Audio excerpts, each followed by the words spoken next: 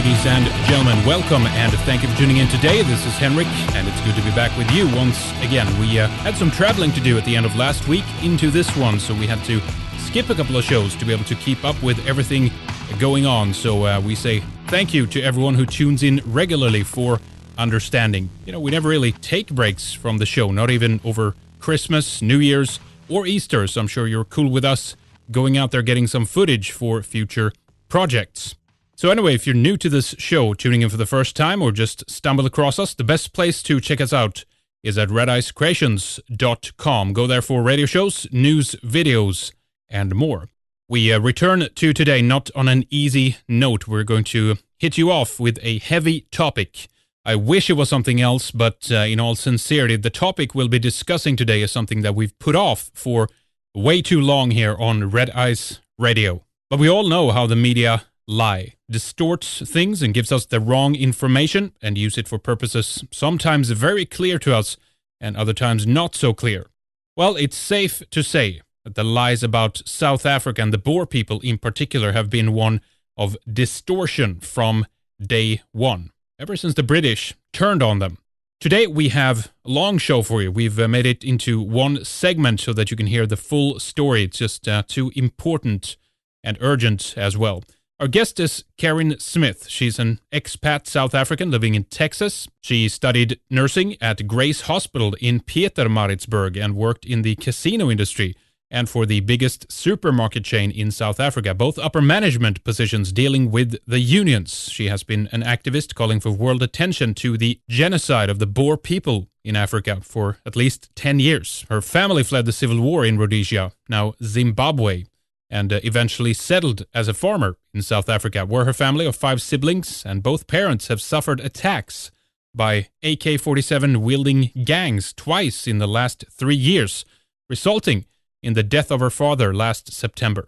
And as always, folks, hear our guest out and look into it for yourself. If you dig deep enough, you'll find that there is a wall of lies that has been in place for over 2 decades now, preventing you or anyone else from knowing the real story of the horrors of what is happening in the Rainbow Nation. Well, here's a chance for you to get a glimpse of the other side that they never tell you about. Welcome, Karin. Thank you so much for coming on with us. It's good to speak with you. Hope you're doing okay today. Thank you very much, Henrik, for giving me this opportunity to spread the word about the disaster that the Rainbow Nation has become and the problems that the poor whites in South Africa are suffering. Yeah, you bet. This is a huge topic. We have a lot to discuss and a lot of different facets to this. And obviously, as always, we have to kind of set the framework a little bit for our audience as well so they understand what we're talking about here. But, I mean, I think just at the outset here, we can just preface this by saying, as we know in the alternative media, we know that the media always gives us the full story, and whatever they say is, of course, gospel, and we should never question it and just take everything at face value, which is why I've had such a difficult time with some in the alternative who just don't understand that certain things that are told to us are just simply not true, and they end up repeating many of these lies. And one of the big ones, of course, is about what is happening in South Africa and what has happened there from the beginning, pretty much, and how history has been used against the Europeans who came there in the early days. But before we dive into the present situation and talk about what actually is happening right now, give us a little bit of the background story and tell us how Europeans to begin with ended up in South Africa. Well, the first people to even look at South Africa were the Portuguese. They came and did a few sorties inland and decided they didn't like the Cape of Good Hope, and they moved on and settled Mozambique and Angola. And then the Dutch East India Company desperately needed a refreshment station for the ships going around the Cape of Good Hope to the east on the spice route. So they sent Jan van Riebeeck in 1652 not to colonize South Africa, but to open a refreshment station for the ships passing.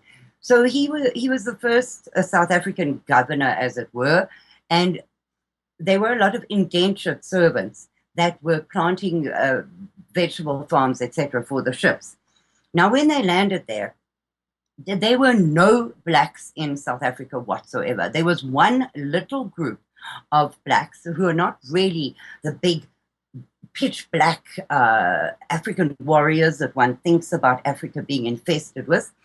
They were small, little, short, light-skinned, almost of the Bushman tribe, and they were called the Khoi Khoi, which means the men of men. They were a very small tribe, and they were the only indigenous tribe of South Africa when Jan van Riebeeck landed. So they started growing vegetables and trading with the Khoi Khoi for beef, and eventually the indentured servants had paid off their indenturedness and started striking out to get farms of their own. So that is how it started being colonized in the Cape Colony. Well, there was a ruckus between the Dutch and the British took over the Cape Colony, and the Afrikaner settlers, they were the original Dutch settlers there. What year are we talking about here approximately? About 100 years after the first settlement at the Cape. Mm-hmm. The British took over, and the Boers, who have been very independent, religious, free thinkers all their lives, didn't like the liberal attitude of the British. They thought they were far too liberal, and they also didn't want to pay taxes to the British. So they got into their covered wagons, and they trekked inland to get away from this liberal rule. And on the way, so this is now 120 years after the first settlement in the Cape, on their treks north and northeast, they met up with the Zulu nation, who had been coming south throughout Africa, and on their way, annihilating all the black tribes in their path, enslaving the women and children and killing the men and stealing the cattle. Now, they had wiped out hundreds of thousands of blacks on their way south. And they met the Boers who were going north. They met them at a kind of a natural barrier that occurs in South Africa between the lovely sort of semi-Mediterranean areas up north and the colder, more barren areas down south.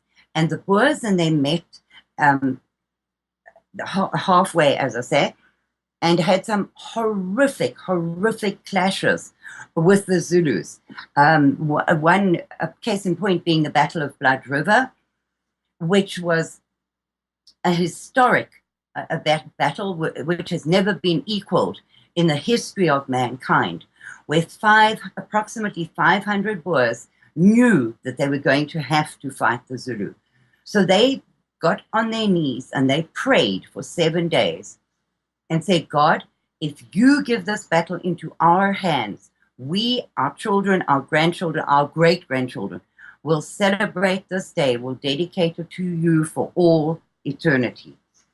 Well, these 500 Boers, all men, because they didn't want to bring their women and children into this battle, they had a circle of wagons, and in the wagon wheels, they put thorn bushes so the Zulu warriors can't crawl into the middle through the wheels. And they fought off between 15 and 20,000 black Zulu warriors who came at them from all sides. At the end of the day, they documented 3,500 dead Zulu, but I don't think they counted all of them. And not one Boer was killed in that battle. 3 of them were lightly wounded, but as for the rest of that 500 who fought 15 to 20,000 Zulus, not one died. Now, in the history of the world, there has never been a battle like that or with a result like that. So that day is commemorated until today, but the blacks in South Africa are trying to prevent it from being commemorated any further. It's called the Day of Remembrance. It's celebrated on the 16th of December, and the Afrikaners gather at the Voortrekker Monument in Pretoria, and they pray and have church services throughout the country on that day to commemorate it in honor of their promise to God. Mm. So that was one of the major battles where they really defeated the Zulu. And the Zulu took a beating and were very, very nervous of the whites after that. It was 1838, by the way, for those who don't know. Yes. Yeah. And so the Boers then decided that they would go and speak to the king of the Zulus and ask him for a piece of land that would belong to them, where they would literally have a ceasefire. They would be self-ruling, and the blacks would not attack them on this piece of land. So Piet Retief and a couple of South African Boers went to meet with the king, and they had a whole days of celebration, etc., etc., and the king agreed to it. And Piet Retief tucked this piece of paper, well, parchment, I should imagine, where the king had put his thumbprint and agreed to the piece of land that the Boers would have from him. On a piece of paper, he tucked it into a leather satchel. Well, that same night, the Zulu king stood up and yelled, "Bulala Tugati," which means kill the white wizards. And his men descended on this deputation of Boers and slaughtered the whole lot of them. Well, that piece of parchment with his thumbprint on it survived that battle. So the original land where the Boers settled was bought from the Zulu king for them to settle on, although at that time the land was not owned by anybody, because the blacks and the whites were both immigrant settlers in that land. Mm-hmm. We're bypassing a lot of history here, but the Boers set up two republics, the Republic of the Orange Free State and the Republic of the Transvaal.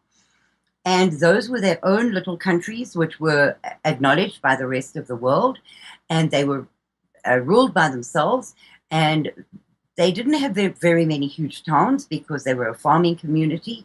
There obviously were towns because that's where all trade happens and bartering, etc. But then gold and diamonds were found. Now, the British had colonized Natal, and they looked at this gold and diamonds in the Boer communities, and they thought, no, this is a total threat to Britain's colonization policy. These people are going to get too rich and become difficult.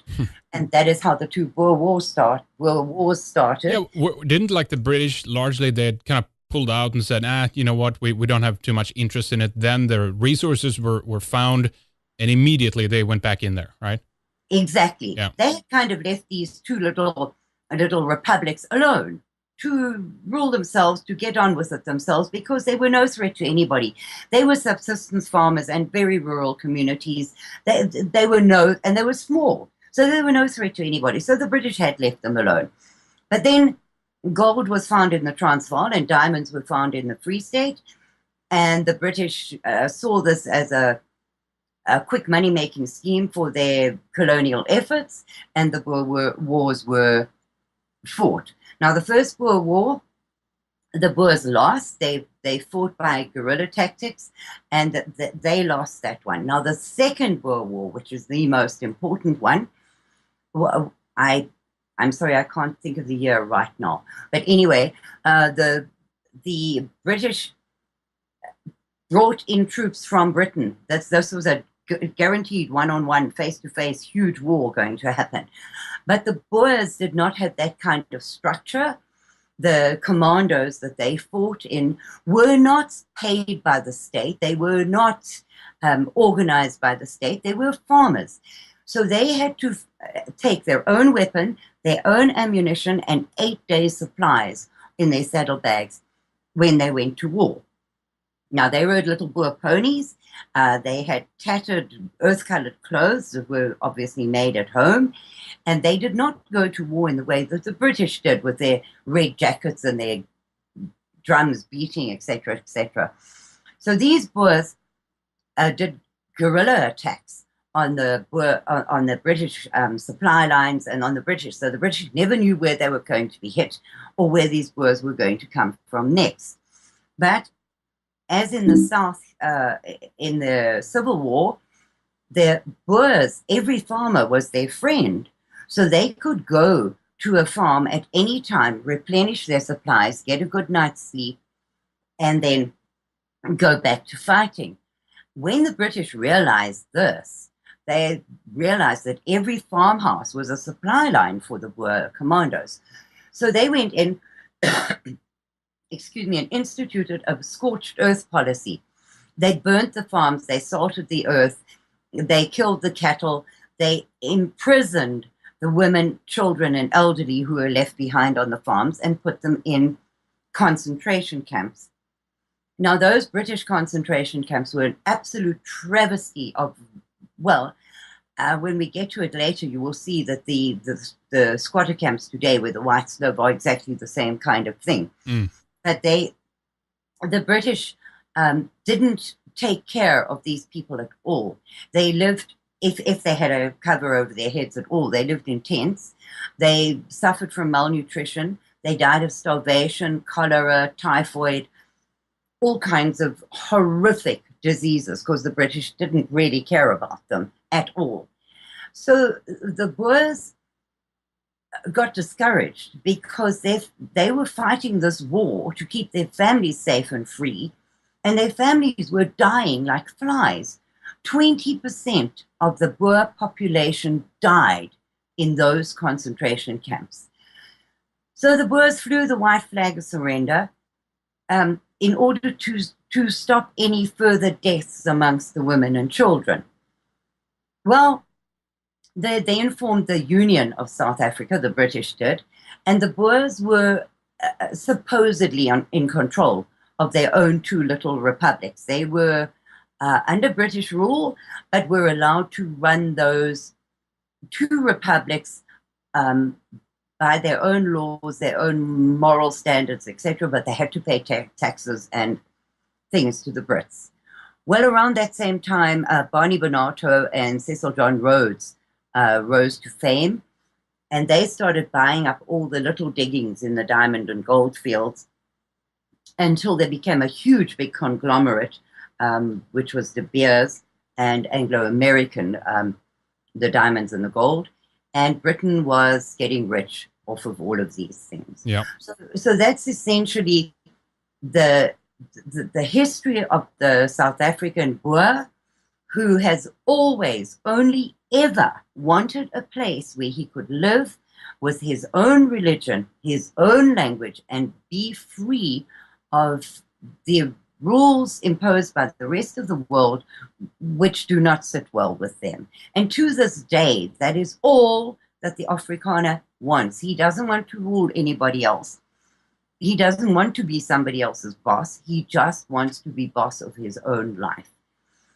Well, it shows a little bit of the nuanced infighting during the colonial times of European history as well. We today, I would say, we get a very simplified version of history, and it's almost turned into such a simplified thing that it's almost like, well, you know, it was the Europeans, like the white race against everyone else, and they wanted to subjugate them under their rule, you know, which is it's just ridiculous. I mean, this shows that it was like there was tons of infighting between the different colonial powers, and they didn't do anything because it was like, oh, they had a racial, brotherhood sense of we're going to take care of each other against, you know, the black man or the brown man or anything ridiculous like that. This was very evident that the interest was on a completely different level than on a racial level. Yes, yes.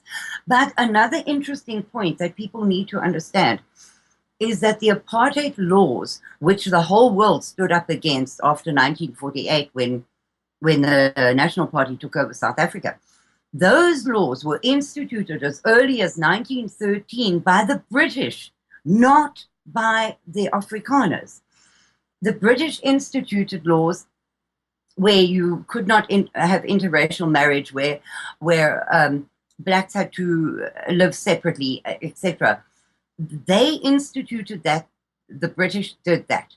So when the National Party took over in 1948 and South Africa became the Republic of South Africa, they, in an act of self-defense, because by that time the black hordes had outnumbered the white Boers. So in an act of self-defense, they tightened up those segregation laws to maintain their white space where they lived and keep them secure against the hundreds of thousands of blacks, because by that time there were cities, there were areas of commercial richness. Success, yeah. Yes, a huge success that the blacks wanted to take advantage of. So they were pouring in from all over Africa to try and become a part of this commercial good life. And so the white South Africans said, look, there are very, very few of us, and we have to keep ourselves and our way of living safe. So what they did was they gave each black tribe their own homeland. So the Zulus got Zululand, and the Vendors got, they got Venda, yes. Mm-hmm. And the Xhosas got Xhosaland, and the Basotho, I can't remember what tribe got Bophuthatswana, but in any case, they each got their own homeland. And these were not pieces of land in the middle of the desert where nothing grew, because Zululand, which is still ruled by a Zulu king to this day, is one of the most fertile, most incredible places in South Africa. They were given good land where things grew, where minerals were found, where mining was happening. The South African white taxpayer paid for infrastructure, roads, hospitals, schools, universities, airstrips, you name it, electricity, running water, sewerage. All of those things were paid for by the very small white tax base in South Africa. And many of the blacks today benefited immensely from that because they were educated. None of the black tribes had any written language whatsoever. They had not invented the wheel. They did not ride horses. They did not have cities or anything that was of any use. They used to pick up their huts when they'd grazed the area flat, fold their little huts up, put them over their back, and go and look for the next patch of green grass.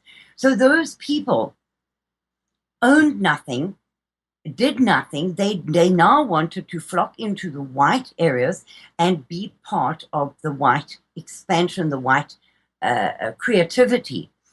Now, let me ask you quickly here. You said, yeah, so about 1948, the Republic of South Africa was created. Was when this was, well, carved up, I guess, for the lack of a better term. Was the British involved in that, or was this solely what South Africa did at the time? Was anyone else involved in that? Do you know? The British were involved in what happened. The British, you have to understand, had a major, major, major impact on what happens in South Africa. Yeah. South Africa is still ruled by the British law system. I mean, it's really funny to see these black judges, etc., with their little white curly wigs on their heads.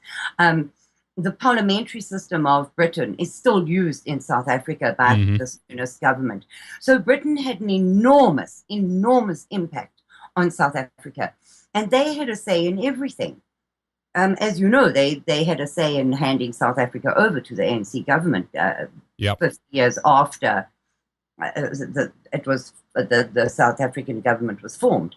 So yes, they did have a big say in it, but the Boers tried to be fair. They did not want to rule the blacks at all. They just wanted their own place. But by default, when South Africa was handed over to them in 1948 by the British, they became the rulers of this whole black country, where they were besieged and outnumbered.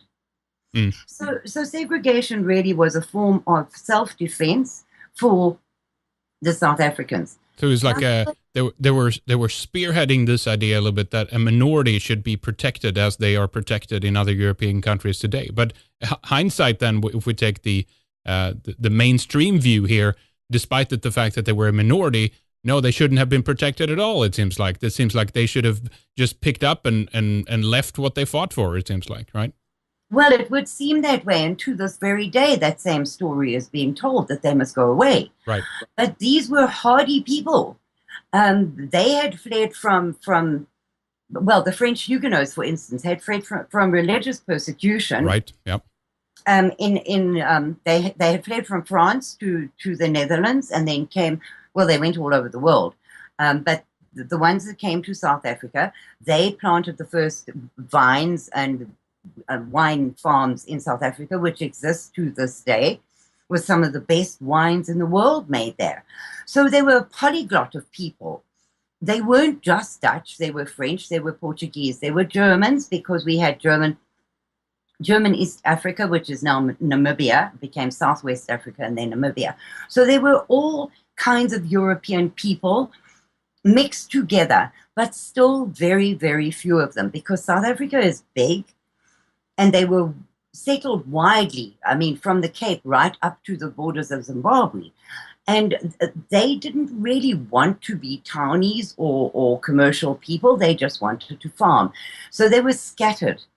And they Yeah, were. but that area, I'm just looking at a map now to explain to our audience too. It's basically like, well, what could we say? Like Germany, Poland, Holland, Belgium, maybe all put together or something like that. It's a big area. Yeah. Yes, it is. It's a little bit bigger than Texas. So Hmm. because I live in Texas, that's how I equate it for an American audience, because they can understand better that way. It is bigger than Texas, but not by very much. So, Mm. all right. So these boys then inherited this whole mess left to them by the British. And they did the best they could to make sure that every tribe, because don't forget, these tribes warred with each other. They hated each other. They were warring tribes, Yeah. wiping each other out. So, in order to protect the tribes from each other and the whites from the blacks, the government then tightened up the apartheid rules.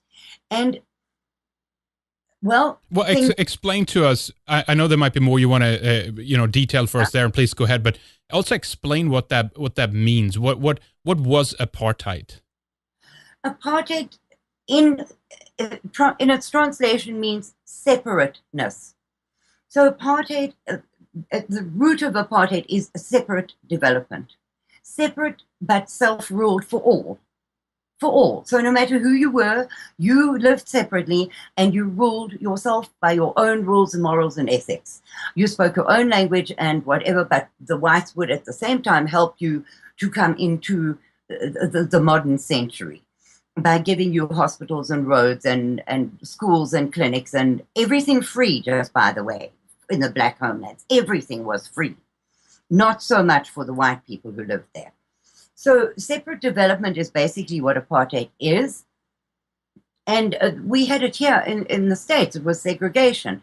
It's the same thing. The blacks were not allowed to go into white hotels. They were not allowed to. They were whites only benches. They were whites only waiting rooms. They were whites only toilets. But at the same time, they were blacks only as well. So Right. they were side by side. It wasn't that the black was just left, well, I need the toilet and I've got nowhere to go. No, he had his own places in the white areas, not just in his homeland, in the white areas. But there were very strict rules, like white by night. The white suburbs in the towns in South Africa were white by night.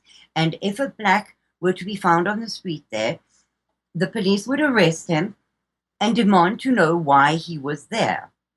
So there was a pass system instituted, and this is one of the biggest, the starters of the biggest problems in South Africa, where the dompas is what the blacks called them, the stupid pass. Now they had to carry this at all times, and if they were found without it, they would be arrested and thrown into jail. And if they were found where they shouldn't be at a time where they shouldn't be, they would be arrested and thrown into jail, and they would be left to explain what they were doing there. And this was to keep the white suburbs free of these marauding blacks during the nighttime hours. But at the same time, what the world does not tell you is that the whites also had to carry a pass, an ID book. You had to have it on you at all times. You have a number given to you at your birth, your identity number, and that number sticks with you until you die. And in your identity book was put your birth certificate, your firearm license, your driver's license, your marriage certificate, your name and address. Everything pertaining to your life was in that book, and you had to have it with you at all times. Sorry, let me explain something here as well, because you raise a very important point that the idea of separateness is something that, I mean, people have to, take away the association that we have to this today, and you have to understand the historical background to this. That this is what the British did. When they came into certain areas, even when they pulled out, actually, in an effort to try to have some kind of stability when they left. And again, we can think whatever we want about this, but the fact is, another example is look at how they carved up India and Pakistan, for example. These were not areas that were divided in that way before. They said, well, okay, you're a Muslim population, Pakistanis, you need to go up here, and the rest of the Hindus and other religions go down to India. And it was an effort to try to. It was just a mentality of the time. It wasn't. I think we have a different relationship to it today of thinking, oh my God, they're like trying to prevent people from live together. It was an effort, whether it was right or wrong, but it was an effort to try to create conditions where people could live in relative peace. I think, considering how instrumental the British had been anyway in terms of kind of uprooting the normality of a lot of these people. The British were very technologically advanced. They, in some cases, set up different types of governments and whatnot. So I think it was an effort to do something good, and I think that's also is the system that came out of or that was imposed on South Africa as well. I think, Karin. Absolutely, Henrik. It was like that, but it was a thing of the times. That exactly. Yeah. Exactly. In those times. Yes, we look at it very differently today with shock and horror. But at the time, that was how things were done. And the British had the biggest empire in the entire world. They ruled, and what they said happened. Yep. That was the end of it. Their laws were followed. And so they left the Boers with this system in place. Now, those Boers had never known anything different. That is how life was, and that's how it was supposed to be.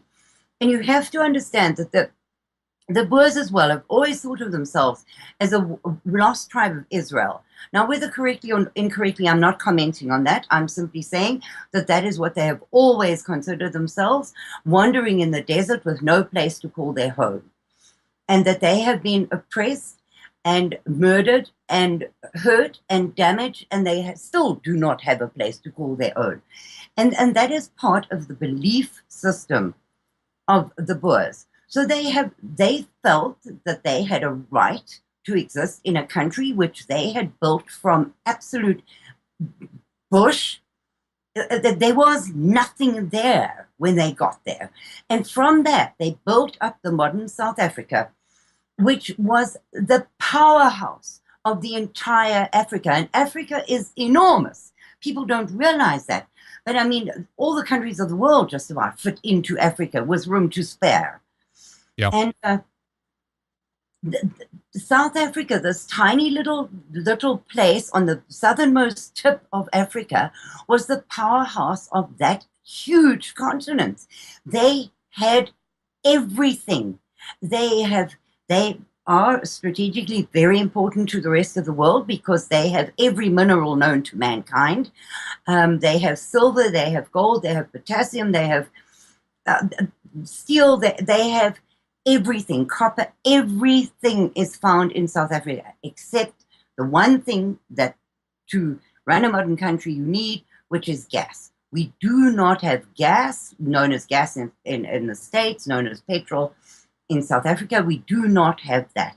And that was one of the biggest drawbacks when sanctions were imposed against us. But this little race of people, hardy, hardworking, God-fearing, independent, stubborn as mules, people built that little piece of land into an absolute paradise.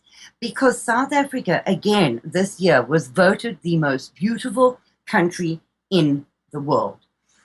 We have from subtropical to snowy mountains where you can ski. We have the most beautiful golden beaches in the entire world. On the eastern side of South Africa, we have warm currents coming down from Mozambique, so the sea is warm. It is an incredibly beautiful country, but it was barren, and the Boers built it into a powerhouse. They produced food for almost the whole of Africa. They what came out of South Africa is incredible. Thinking of the small population and the problems that they were suffering, they did an incredible, incredible, huge job. But the uncivilized blacks who had never been introduced to this kind of way of life wanted a part of it. Now, there were not enough whites to do all the work that was required to build this country up. So we hired them in the mines and building streets, doing the work. We needed them because there were not enough whites to do that. And they were being paid a decent wage. And the Afrikaner nation has always been very patriarchal nation. So if you had a black servant, they were kind of your child. You had to look after them. So on the farms, they were given homes, they were given food, they were given medical care, and they were given a small salary as well at the end of the month.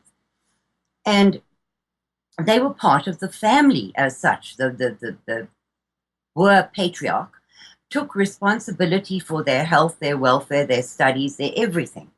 And there was work for everybody, and everybody was doing quite well. Thank you very much. So that little, and I have to tell you as well that Afrikaans is one of only 3 languages which has been declared a modern language and accepted as a language in the last couple of centuries. It is one of only 3 languages that have been accepted as a real language. So the Afrikaner and Afrikaans are a tribe of people with their own internationally accepted language. Mm-hmm. They are not just some little white tribe that are out there to murder, kill, destroy, and steal. Right. Yeah. And then I need to say this as well, because during the apartheid era, it was said that the whites were slaughtering blacks by their hundreds of thousands. That is an absolutely untrue piece of nonsense. During the 50 years of the apartheid regime, there were an average of 7,036 murders per year recorded in South Africa. And since then, that murder rate has gone up to 135,000 plus per year, because one can never get a real figure of how many there really are. So 7,000 a year, and that included black on black murders. That was not white on black, it was black on black murders. So the story that apartheid had to come to an end because these terrible Boers were killing the blacks by their hundreds of thousands is also absolute nonsense. And those figures can be looked up because they set up a Truth and Reconciliation Commission when they ended apartheid, and the blacks themselves put those figures out of 7,000 per year average deaths. Right. So that is another story that really needs to be hit on the head because it is not true. Yeah, I definitely want to talk more about that here, but let's just kind of run through a little bit of how this came to an end, basically, and some of the political interests behind this. We have, of course, we linked up a video recently of how these very proud white British people were talking about how they were helping to ship in guns in this bus or the truck, whatever. I forget the name, what it was called, but it was a very, very, very interesting to see the mentality of these people, how self-righteous they were, that they had helped to bring this horrible political system down. But tell us about the ANC. Tell us about Joe Slovo. Tell us about the communist faction to this, of what you think was the political interest part of bringing down the system that was that had been set up by the British and then handed down to the Boer. Well, yeah, that is a whole different story. So we need to start with the icon, this icon of peace who has statues all over the world and who everybody worships as if he were a god, Nelson Mandela. Right. Because that is the one South African that everybody knows about, and everybody has got a very, very, very wrong impression about that man. So Nelson Mandela is a vendor, and he grew up in South Africa, and he became a lawyer under this terrible oppressive apartheid regime, where he got an education and became a lawyer. I don't want to speak to how he became politically involved with anything, But he was a terrible, terrible man. He was a communist. His agenda was to slaughter as many whites as possible and to take the country over for his black brethren. Now, when he was taken to court, and this you can Google as well, because the entire transcript of his trial is available online. He was accused of 156 plus crimes of murder, treason, and traitorous acts. And he pleaded guilty. He had pleaded guilty to 156 of those charges against him. So he didn't even contest them. And when they went to investigate what arms and ammunition he had, this man was responsible for warehouses full of limpet mines, grenades, etc., etc. So his agenda was definitely not a bush war. It was a war on the white civilian population. That is what he intended. And he is directly responsible for thousands upon thousands of white deaths where the ANC bombed restaurants, police stations, train stations, etc.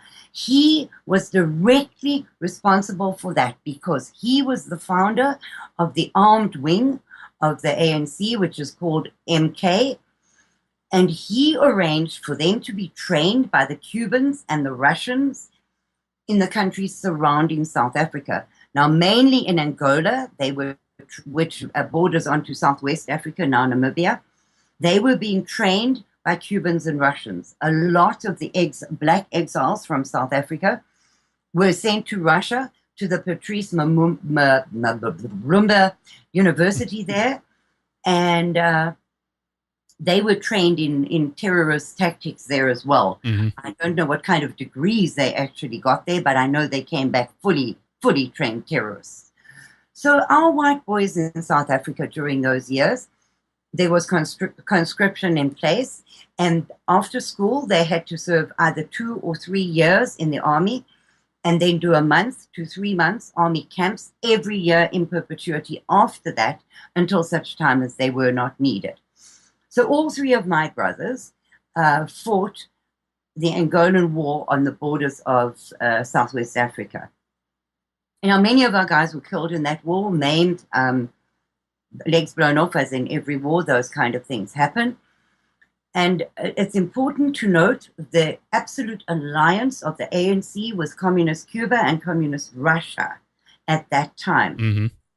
So we were fighting wars on all our borders, and at the same time, the rest of the world, for political reasons best known to themselves, I think it was a ploy. Once more, the money in South Africa and the riches of South Africa and the mineral rights in South Africa came into play. And the USA, Britain, most European countries formed an alliance and put sanctions, very, very, very strict sanctions against South Africa. So we could not get anything from the outside world. And the Boers, being their very creative, very incredible people, they just said, okay, well, we're not going to lie down and die because of this. We'll do it ourselves. So there are many things that we did during those years. Our Arms Corps, which was our research and development arm of the military things, they created helicopters and staff transport and tanks and guns and all kinds of airplanes as well, which the rest of the world bypassed sanctions, especially France. They bypassed the sanctions upon South Africa in order to get their hands on this incredible modern weaponry that had been developed and made in South Africa. We did the first heart transplant in the world, which is a little aside, since the ANC have taken over. A black guy who worked in the operating theaters with Chris Barnard, who did the first operation, has now claimed the credit for doing that operation.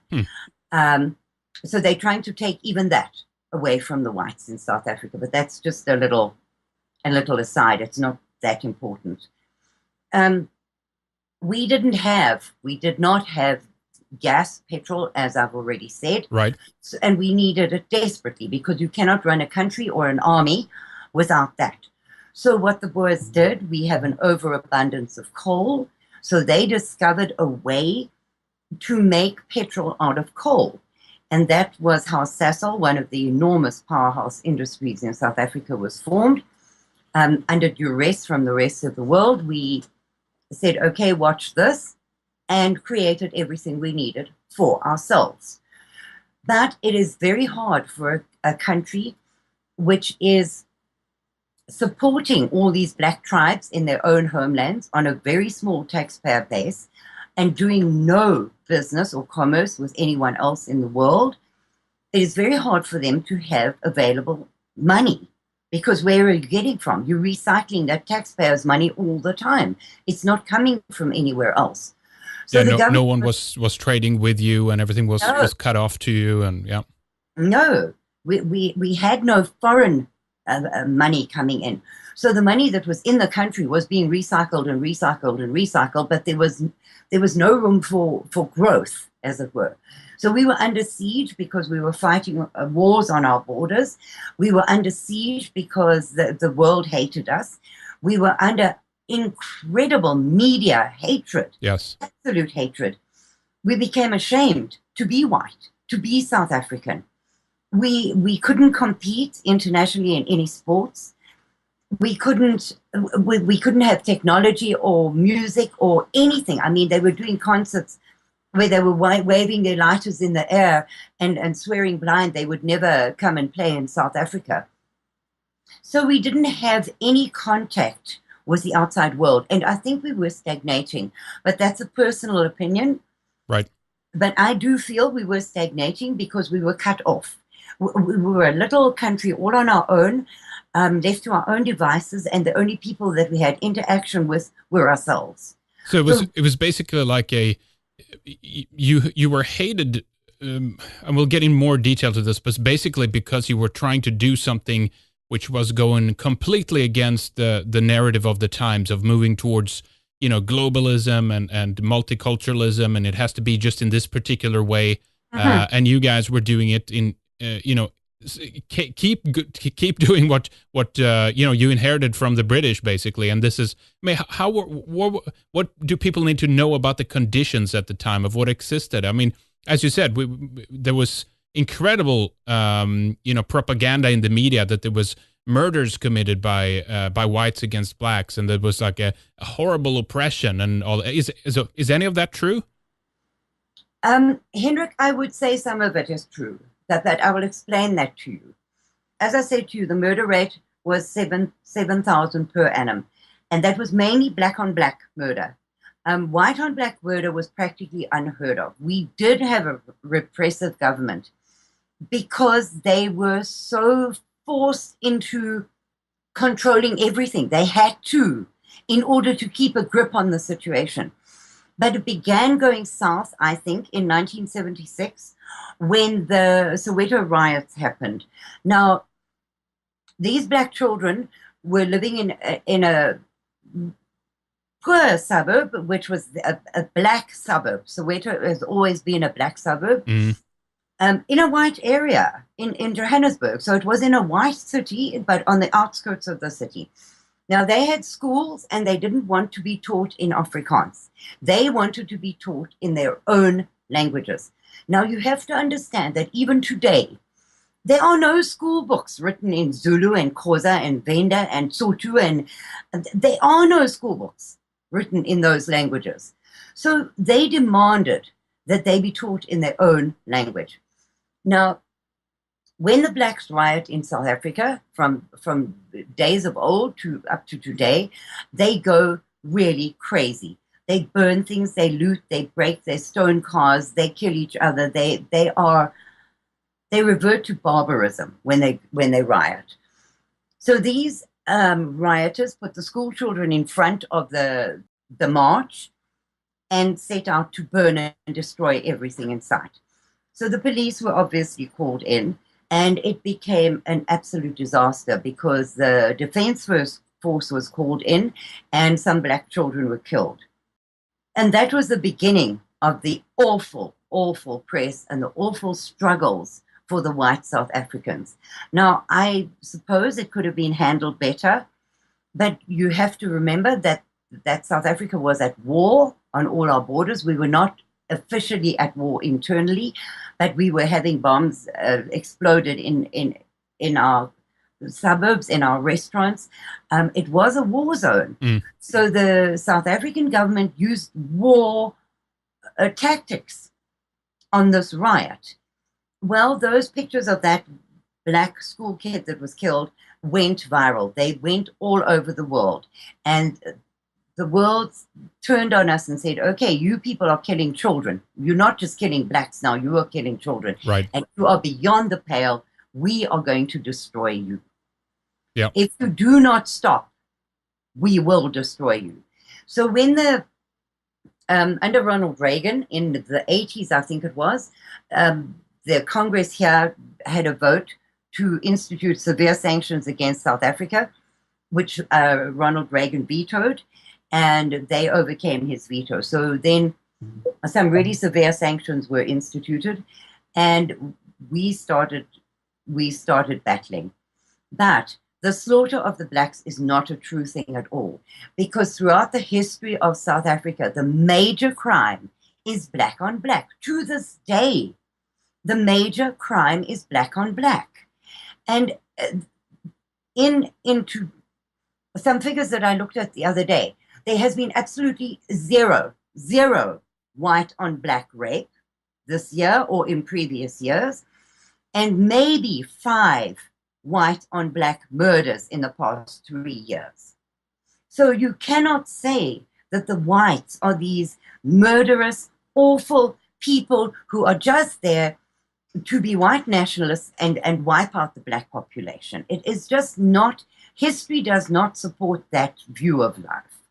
Well, I think that as a microcosm is kind of, to a certain extent, something we're moving into. I want people to put that in perspective, but this aspect that we no longer are in a world where we basically can go somewhere and create something and build something and set that up for ourselves, and also then consequently that the building of those things we do for our own as an incentive to create something. We're in that environment now. Basically, you didn't build that, you didn't create that, and whatever you did, if you actually achieved it, it was obviously on the backs of someone else, or you stole it, and therefore, you need to share it with everyone. And I mean, to a certain extent, that's, I mean, not as severe, of course, but that's kind of what's starting to happen in Europe right now, where we are beginning to, we can no longer just basically create something for ourselves and hold it and keep it. It's somehow something we have to share with the rest of the world, right? Well, Henrik, what I say is this. The Black Africa threw out the colonialists, the settlers. They threw them all out of every country. And now they have reduced those countries to the Dark Ages. There is nothing left of what the whites created there. And where are the blacks going now? They are not even infiltrating, because they are flooding in by their hundreds of thousands to those same white countries that they hate so much. Right. But do they go there to integrate, to contribute, to do a single damn thing that's good for the country? No. They are going there to turn that country into the same wasteland that they've turned their own countries into.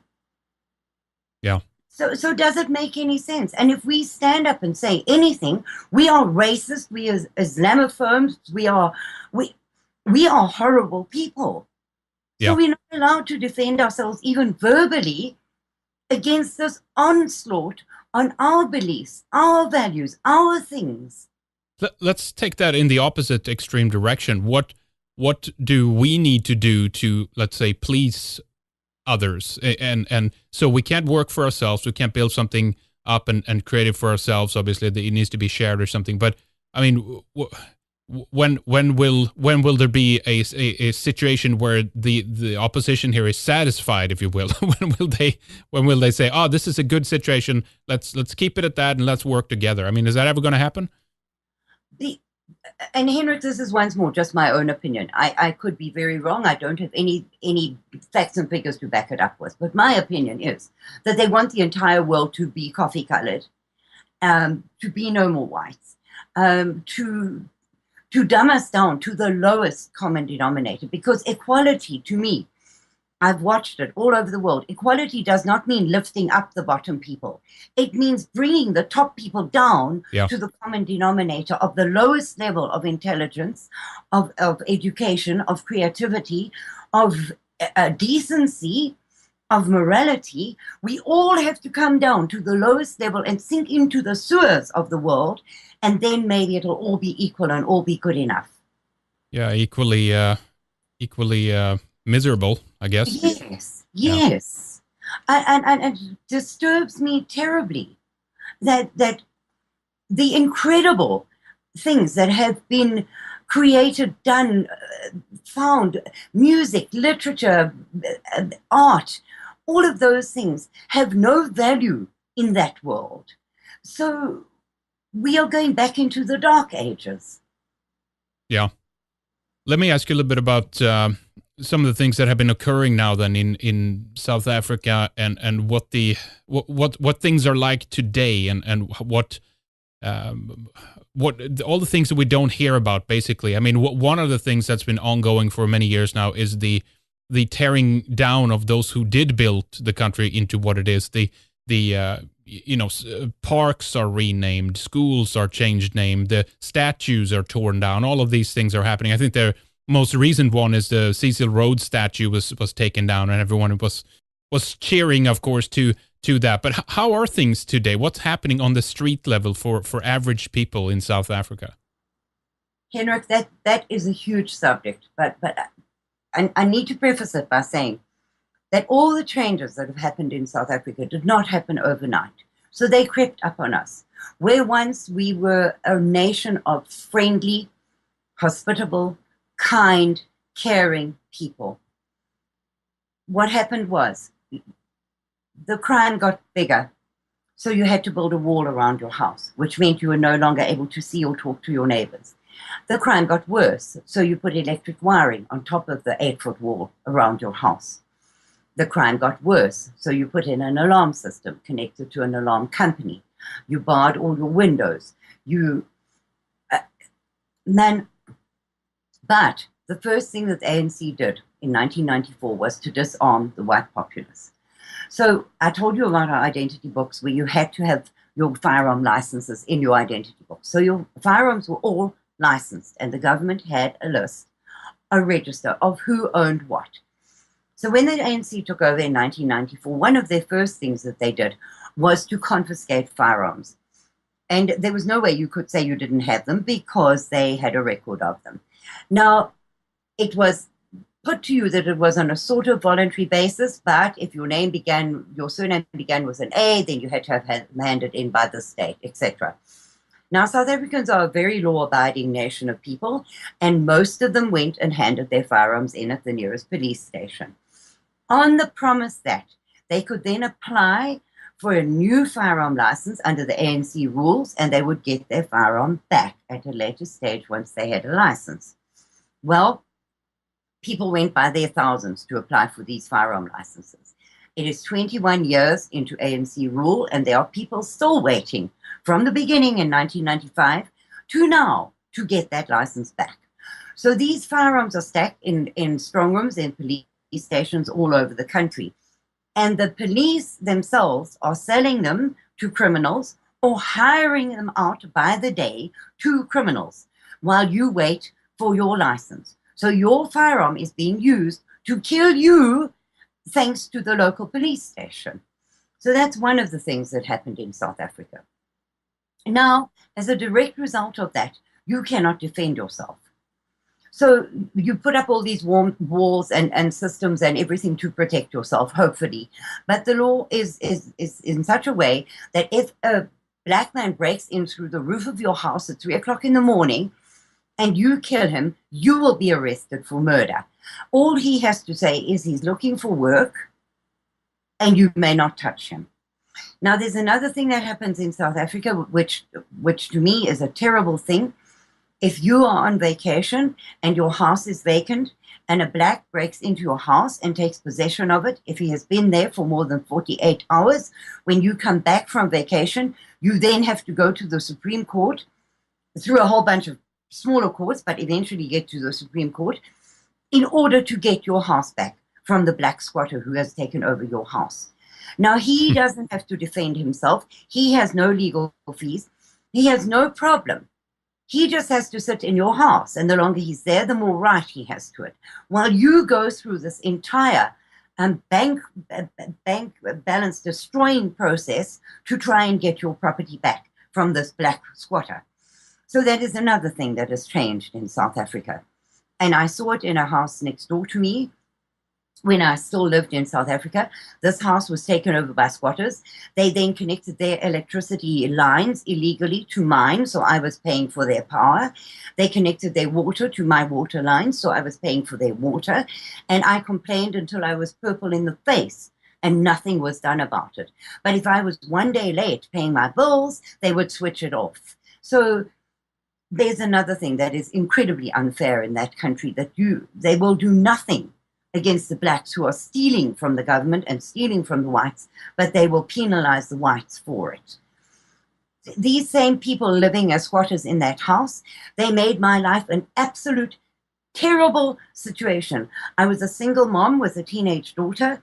They made our lives an absolute misery. They broke into our house, I don't know how many times. They had parties all night. And when you called the police would come and threaten me, not them. And it's a microcosm, that a very small thing, because it really is a small thing in anybody's life, but it's a small picture of what is the bigger picture in South Africa today.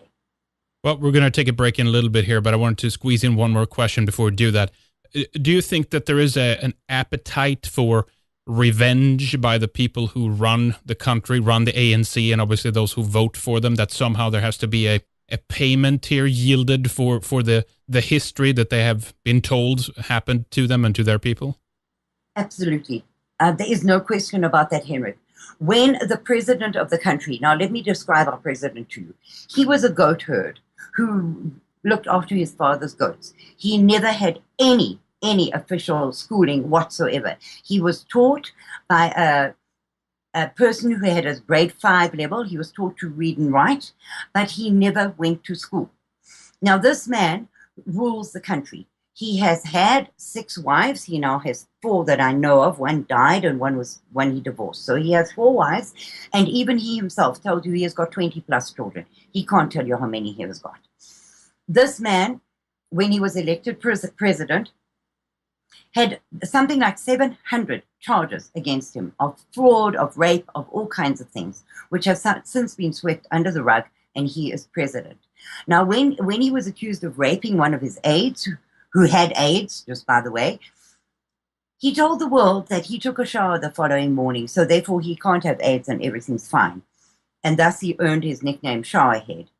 But the appetite for revenge on the whites is definitely there, because before Parliament, he sings a song called Mashiniwa, which means, bring me my machine gun.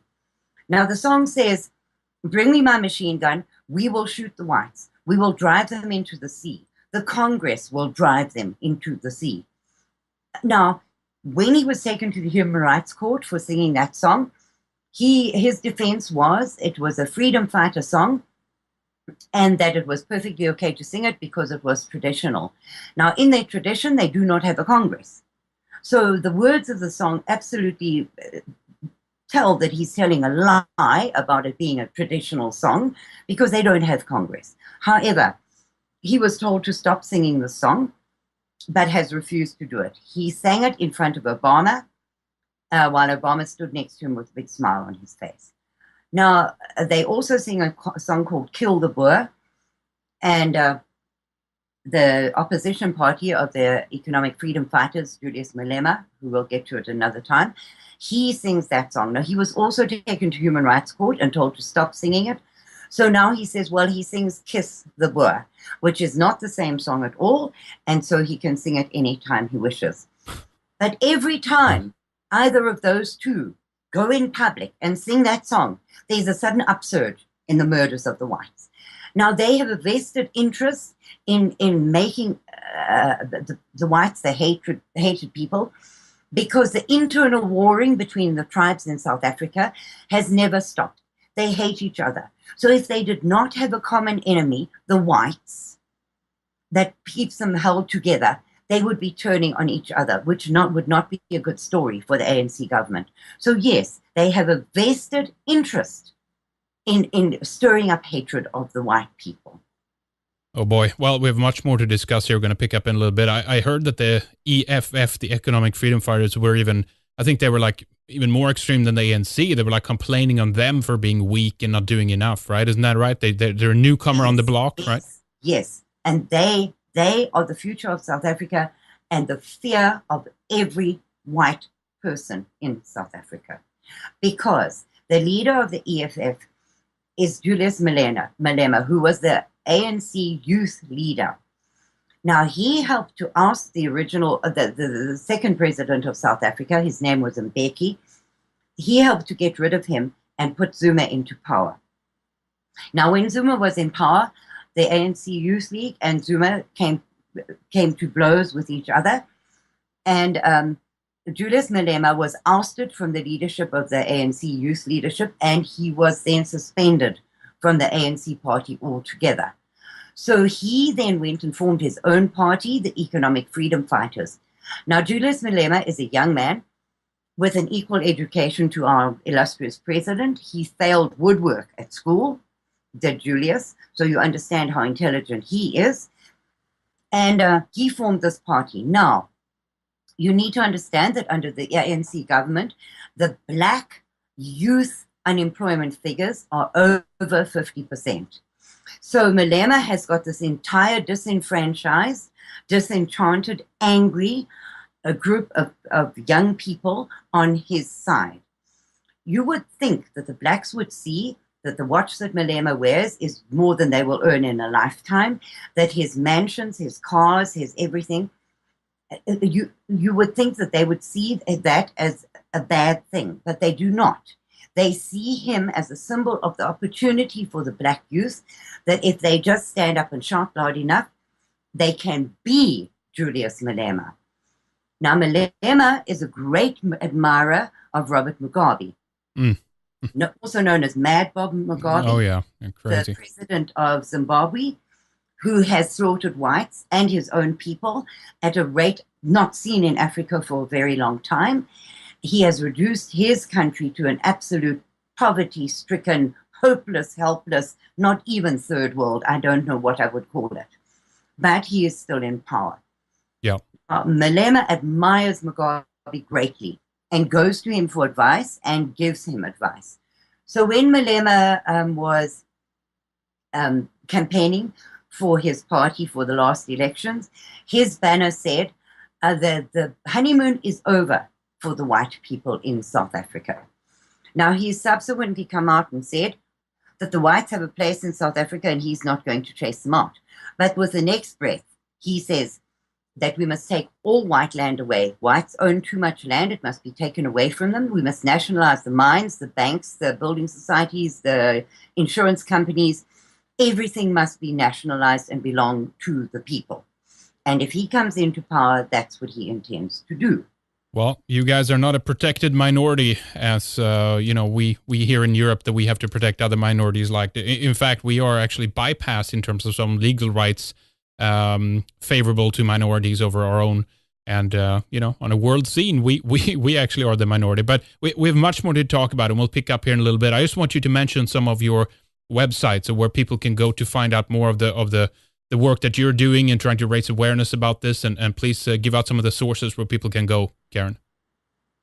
There are a huge number of websites about South Africa, but there is a Dutch journalist.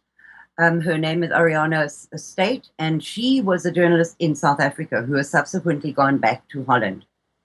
Now, she has campaigned tirelessly for the whites in South Africa, and she has a website called Censor Bugbear. Censor as in censorship, and Bugbear.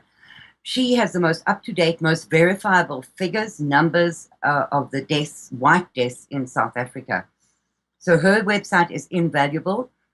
There is one, but you need a very, very strong stomach to go to this website because they have got pictures of the actual murders, the rapes, the torture inflicted on the white South Africans. It is called Afrikaner Genocide Museum. One of the useful things on their website is that they have got over 70,000 documented white murders by date, by name, and by what happened to them. It's about 650 printable pages of the murders against the whites in South Africa. But I would warn you again that it is a very disturbing site because what is done, the torture inflicted on the whites before they are killed is horrific. Yeah. There is Mike Smith's political commentary is a fantastic site, very informative. He has written a series of articles called Opening Pandora's Box, which are a history of South Africa and an absolute documentary of what has happened in South Africa from the beginning to today. That is invaluable reading. It's a long read because he updates it all the time. But if you really want to know what's happening in South Africa, he writes fantastically well about it. I am on Radio Free South Africa on 3 channels, 3 times a week. Unfortunately, I have not had time yet to put up a webpage. I've done 9 radio shows this week, so you understand that I'm a little bit overwhelmed and inundated at the moment because I am a disabled grandmother and trying to run my life at the same time as defend 3.5 million lives in South Africa. So I'm trying to get a website of my own put up, but it's sometime in the future. So those are the best websites I can direct you to if you want to know about the squatter camps in South Africa. There is a South African charity, which is my charity of choice, where I know every penny actually goes to the poor whites in South Africa. It is the South African Family Relief Project, SAFRP, South African Family Relief Project, SA.org. They have got pictures of the squatter camps. They have got pictures of the absolute horrible circumstances that the whites are living in today. All right, a couple of good websites there, folks, for you to check out. We're going to have the links up to this, of course, but do check out SAFRPSA.org. That's one of the main websites mentioned here, and of course, the other links we'll have up. But much more to discuss. Stay with us, Karin, and we'll return shortly after a break. Thank you for joining us here in the second segment. We're speaking together with Karin Smith about South Africa and how the white European people have been treated in that country since the end of apartheid. And of course, we've been going through some of the history as well. And it's a massive subject. There's so many different components to it. There's so many different facets, and it's challenging to piece it all together. But Karin is doing a great job explaining the background to us here so that we can understand why things are the way they are and how it came to this place and position. But one thing I wanted to ask you about is that, there certainly is a lot of problems in the world. There's no denying that. And I'm not trying to in any way put down what's happening in South Africa. In fact, quite the opposite. This is a very unique situation when it comes to the horrible atrocities that have occurred in that country. But as the rest of the world is concerned, we've heard plenty of various problems that occurs in various countries and basically genocides in different forms, or when a government targets its people in different things. But for some reason, this is largely being kept out of the media, and it's funny to hear as well. Well, not funny, but it's ironic that the behavior that they claimed that Europeans subjected the black South Africans to is something that they subjects you to now. And why is this not being brought up in the media? Why is no one recognizing this and talking about this? Because every time it comes up, then you get charged with all these, words and whatnot, that you're the hater and you're the one that's ignorant of history. And I mean, there certainly is a battle ongoing in terms of the information war on top of everything that's happening, Karin. Well, that is a question that I've asked every South African. And as far as, the general opinion is that the world cannot admit they made a mistake. So they were so vocally anti-white South Africa that they cannot turn around and say that, well, that was a terrible mistake we made and we need to fix it. that's very simplistic, I think. But at the same time, it's also true. And my opinion, and again, I say I do not have much to back this up. In my opinion, it is an experiment to see whether they can annihilate the whites in a country without the rest of the world paying attention. And so far, it is working perfectly because there is not any mainstream media reports anywhere in the world on what is happening to the whites in South Africa. Now, when I came to America just over 4 years ago, I expected the news and the newspapers and everything to be full of this terrible things that were happening in South Africa. But the only things I ever heard about South Africa were Nelson Mandela and the Oscar Pistorius trial and some things about Charlize Theron, who's a famous actress in America. But nothing, silence about what the reality is of life in South Africa. So I got very taken aback by this. And although I have no background whatsoever in media or in public speaking or in anything related to that, I started contacting radio stations and saying, look, you've got so much sympathy for these black people. The churches in America are all sending aid to the blacks in South Africa. And I just said, now look here, the whites need help as well. And so for every 20 doors that got slammed in my face, one would open a little crack, and I would go on air and say my story. And but for the rest, the media is dead silent. Now we have a group of people who write to politicians throughout the world once a week. We send them emails with the latest updates on South Africa. To this day, I have had not one response from anybody in Congress in the USA. Not one person has even acknowledged my existence, much less that they are listening to what we have to say. However, there are a couple of articles in American journals today. The New Observer has an article today about truth and lies about South African history. Blacks are not indigenous and arrived at the same time as whites. So that is a really big thing because I've never seen anything like that before. And then in the National Review, they've had a couple of articles. One, white South Africans are in grave danger. There may be a solution. And the Mail and Guardian, which often does South African things, but it also is published, some of it in South Africa, talking about politics results in filthy water. So, and there's another one in Prague.org, which is a friend of mine, Dan Root, Dr. Dan Root. He is a South African activist who has been treated shabbily by the government because he speaks out. His website is prag.org. He writes, South Africa is sleepwalking into disaster. So yes, there is a slight awakening happening, but I also think because every country in the world is in a mess right now. And right. that is the truth. The people are so busy trying to survive and to make their own way in life and to take care of their own selves and their own families.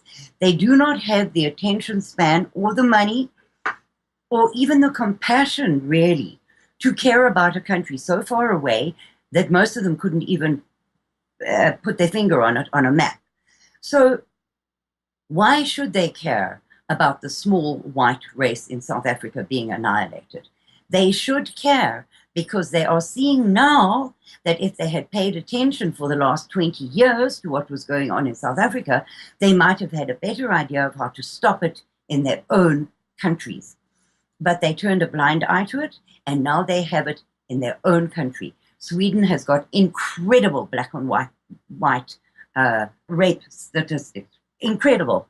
The USA, I read today, 30% of the crime committed in the USA is by illegal aliens. Yeah.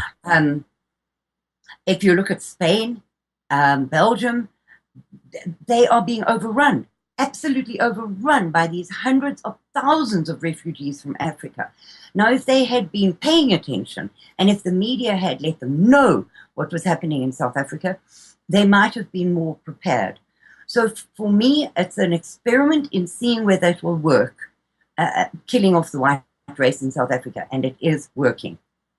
Yeah, it's absolutely horrible. I mean, let's face it. I mean, this behavior would never be acceptable if the roles, if the players involved, if you will, were Yeah. swapped out. I mean, we would heard about this day and night, but for some reason, whenever it's whites on the receiving end of brutality and horror and atrocities, largely nothing is ever said, because I mean, there is this undertone within that comes from the university world of cultural Marxism and all these people that are basically seeing whites, I guess to a certain extent, then they are so shallow that they just take it on the skin color level, but that whites somehow they represent an oppressive force. So whatever happens to us, we deserve it. It doesn't matter if we have a person growing up today, a young child, a girl who's 3 years old, who had nothing to do with any of this previous political debacle that's been going on, or wars back and forth, or atrocities, but somehow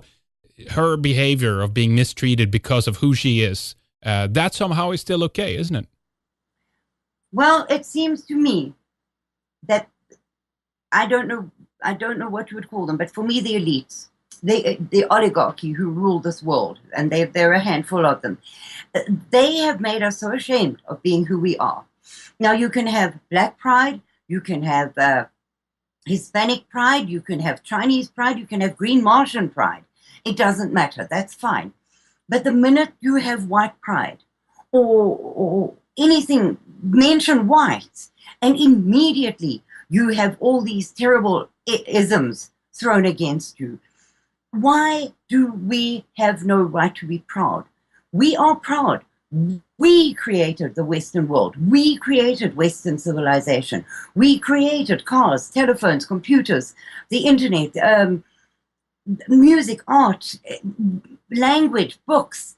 We created that. Do we not have a right to be proud? Yeah. And yet we don't. We don't. We're not allowed to. Yeah. And I don't understand it, Henrik. I don't understand it.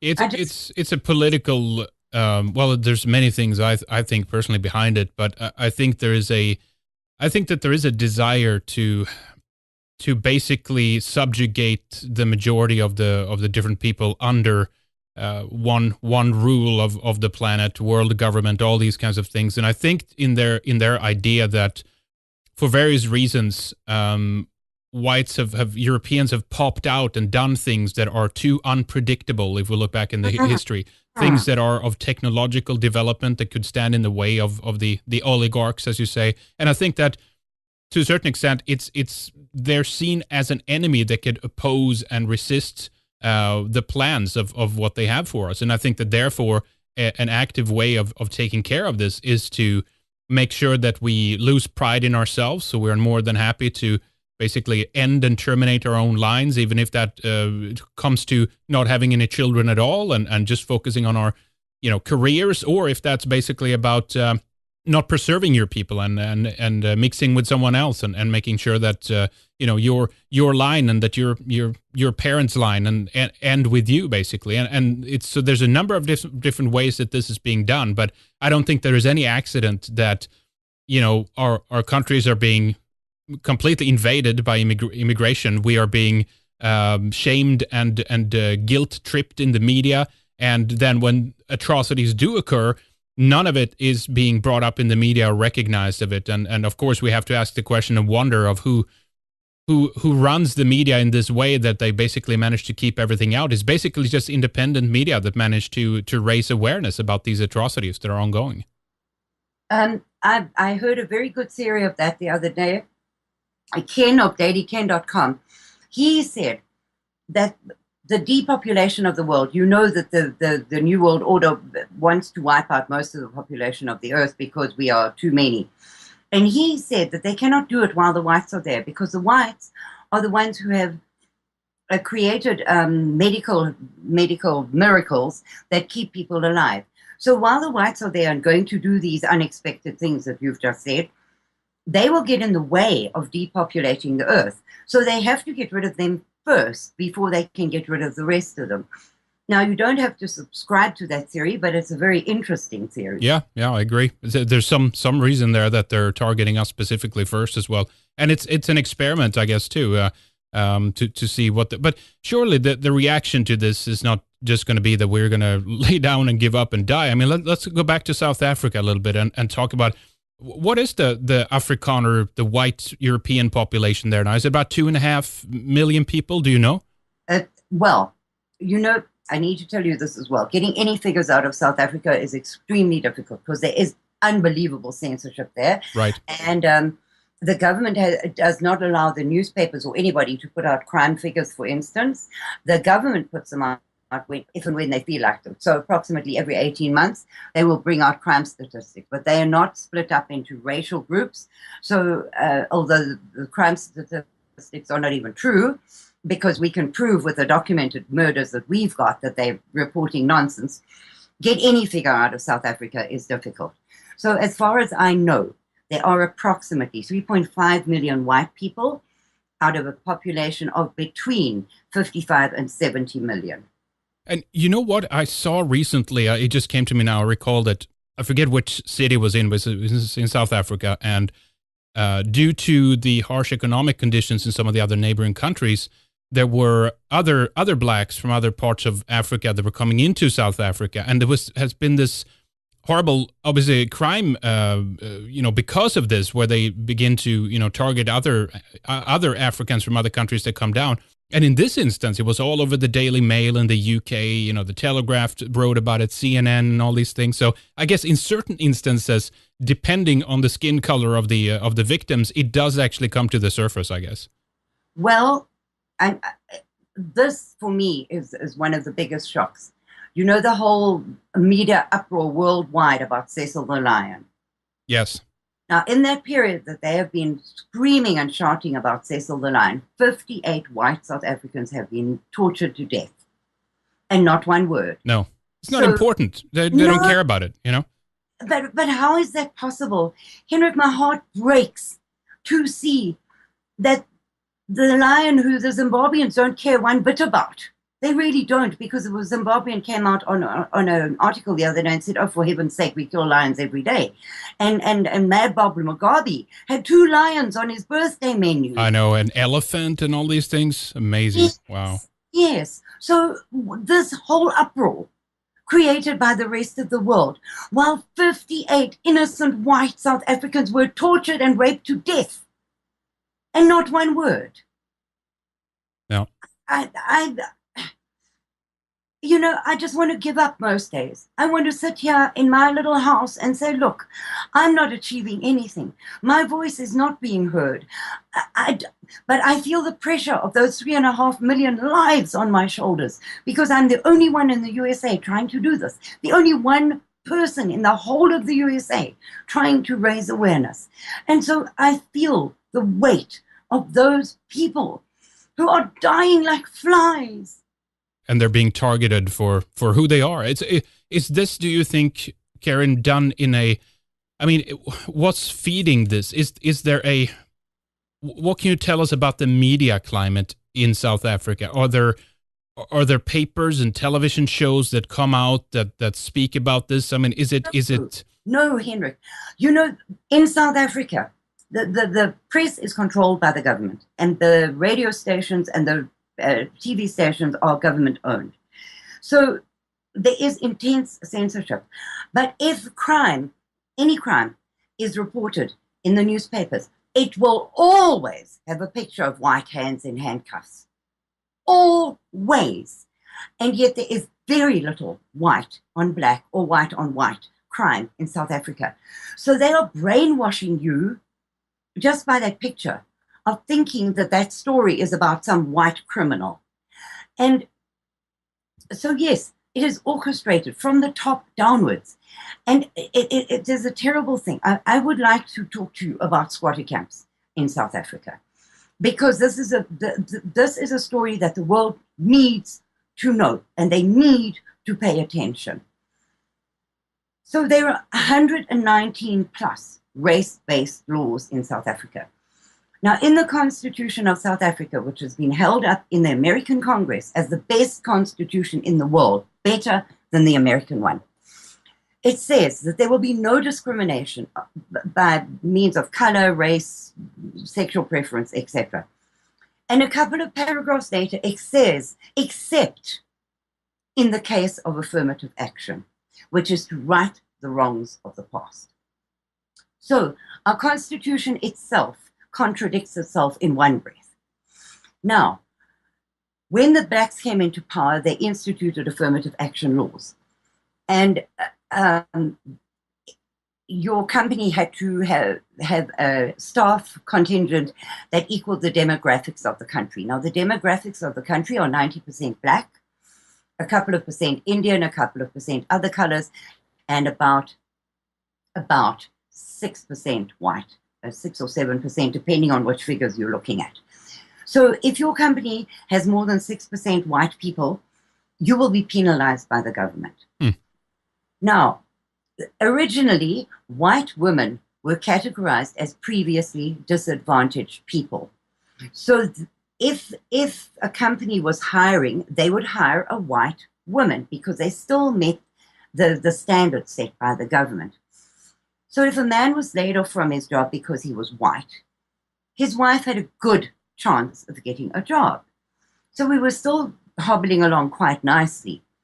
But then they decided that white women were no longer previously disadvantaged. And then they instituted black economic empowerment laws. It has now got to broad-based black economic empowerment. And there were some new laws passed earlier this year.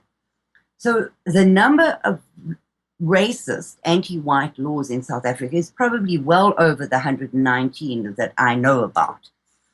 So what country in the world has 119 laws protecting the huge majority from the tiny minority? Yeah. It's just insane. It's mind-boggling. It is totally insane. So what they've been doing is a couple of years back, they said that you have a BEE scorecard if you have a company, which means at the end of every month, the government looks at your scorecard and sees how many blacks are in management level. So you must have 90% black management, 90% black middle management, 90% black ordinary workers, etc. Otherwise, you cannot get a government contract. So not only you, but any of your suppliers. So if you're a printer, your paper supplier, your ink supplier, your everything has to be BBBEEE compliant. Yeah. And if they're not, you cannot get a government contract. So they've started laying off whites at a rate of knots. I mean, if you were white, you were out of a job. End of story. That's just it. So, and I need to mention there as well that charity giving is scored on that same scorecard. So if you give to anything other than 100% black charity, you lose points on that scorecard. So if your orphanage has got 5% whites, you will lose points. Right. So now they've cut off the job market for the whites, and they've cut off all charity giving for the whites. Wow. Talk about micromanagement. Wow. Yes. Even the Red Cross. Now, one of the guys from American White History Month contacted the Red Cross in America and asked them why are they not helping the whites in South Africa. And the answer that he was given was that the government has said that the Red Cross cannot function at all in South Africa if they are seen to be helping whites. So in order to have a presence in South Africa, they help only blacks. Right. Now, that doesn't sound so bad. It doesn't sound so bad. But you have to consider this, that out of a population of 3.5 million whites, 1 million and counting are jobless, homeless, and living in informal settlements. Yeah. Now, they have no access to money, charity, food, social services, hospitals, nothing. They have access to absolutely nothing. It's amazing. And this is something that the world needs to know about. Yes. There was an informal settlement in South Africa that had been there for about 14 years. It was called Coronationville.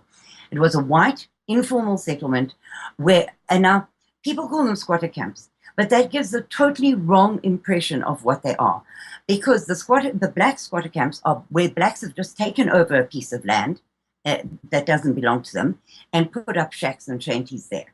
The whites have been given land by some sympathetic white farmer person, whoever, has given them a piece of land and said, okay, you can come and live here because you have nowhere else to live except on the side of the road. Because these people who are middle class or upper class have lost their jobs, therefore lost their homes, lost their cars, lost everything. Their kids who were at good schools cannot go to school anymore, and they had nowhere to live. So a lot of them were living on the side of highways under makeshift shelters. So a sad thing about South Africa is that a white person feels honored to live in one of these informal settlements because they at least have some safety in numbers there. Anyway, So Coronationville was there, and it had been going for a long time, and it was filthy and awful, but they had done the best they could. Well, the government came along and said, no, we need this piece of land. You can't live here anymore. So what we're going to do is we're sending the bulldozers in tomorrow, and we are going to bulldoze over your houses and caravans and shacks, and you must go. A very well-known South African activist, Sunette Bridges, went in and got a stay order that the government could not bulldoze down these houses until these people had found another place to live. And the government then said, all right, we will give you this piece of land to live on, and we are going to bulldoze your shacks in 10 days. So the piece of land that they gave to these whites is an unreconstituted garbage heap called Plainfilet. Now, imagine this. It hasn't been compacted. It hasn't anything. It is just a recently unused garbage heap. So it has broken bottles, tins, filth, garbage, rotting food, condoms, everything sticking through the soil. The government then went and put up some houses. Well, these are corrugated iron shanties with no foundation, so they are just perched on the top of this garbage heap. And they have got 4 walls and a roof, no windows, no ventilation, no electricity, no running water, no nothing. So for 300 of these houses, they installed 5 faucets for running water for these 300 families that were supposed to move there. Then no toilets, no nothing, no electricity, nothing. So these people moved there. And on the second night that they were there was this biggest storm that area has had in years. Well, the holes in their roofs were obviously visible then, and the water came pouring through. So they were knee-deep in this garbage, this mush-mash of filth. They were knee-deep in because they don't have beds, so they were sleeping on this mud. And a wind came up, and because those houses had got no foundations, they were blown over. They found them 4 streets away, these houses. Now, across the road from this white government-designated settlement is black RDP housing, which is an informal settlement by the government for the blacks. They have solar heating, they have electricity, they have running water, they have toilets in every single house. They have brick houses with proper foundations, they have roads, they have everything. So these people at Munseyville, they had to live there. They had nowhere else to go. So they moved into this place.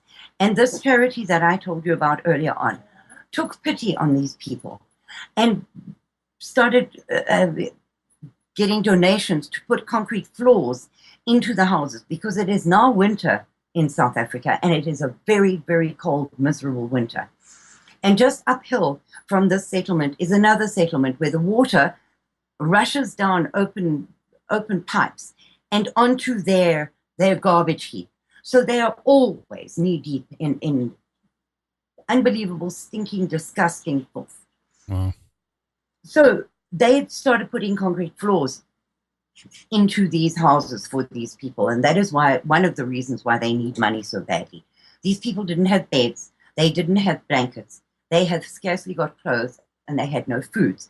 And there is one porta potty put up for each 5 houses. Now it's got a 10-gallon bucket and they are changed once a week. So can you imagine 5 families using 1 bucket for a week? It is mind-boggling that this is how the government thinks that white people deserve to live. Yeah. So these people are ill. They are dying of malnutrition. They are sick. The babies are dying. Um,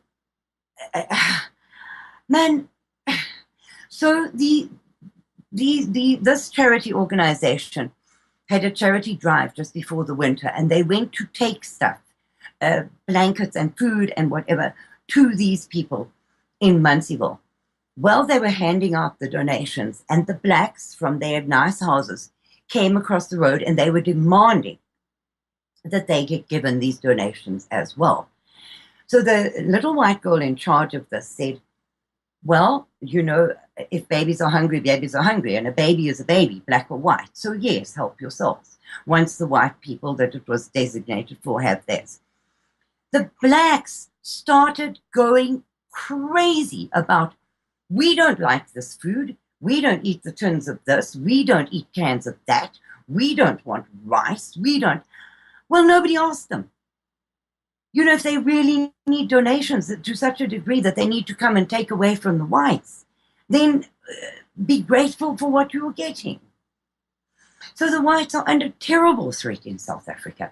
And there are 1 million and more of them. That's 1/3 of the white population living like that. Wow. Of which 350,000 are children.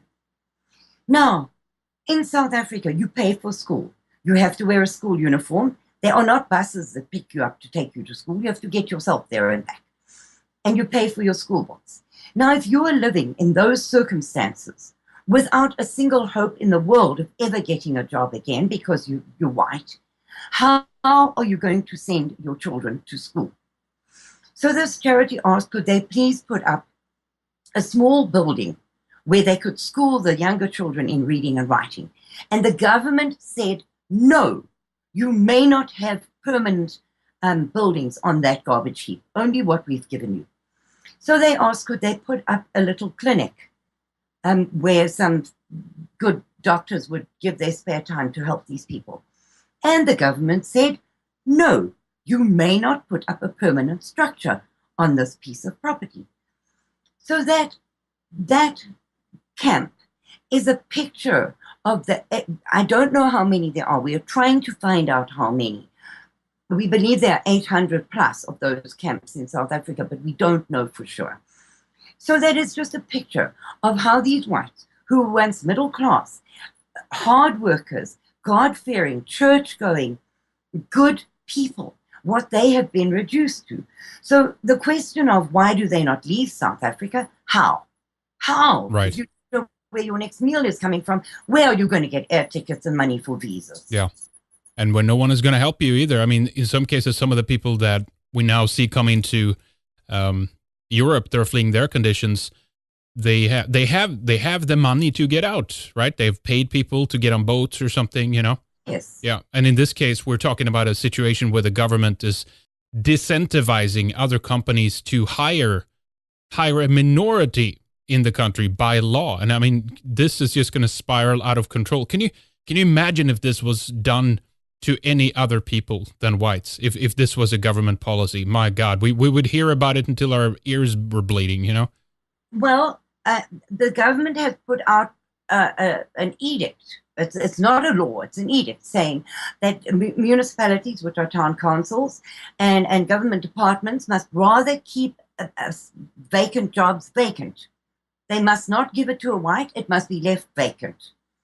So people who have studied all their lives, who have gone to school, gone to university, got degrees, worked hard, kept that country running, are now living on garbage heaps.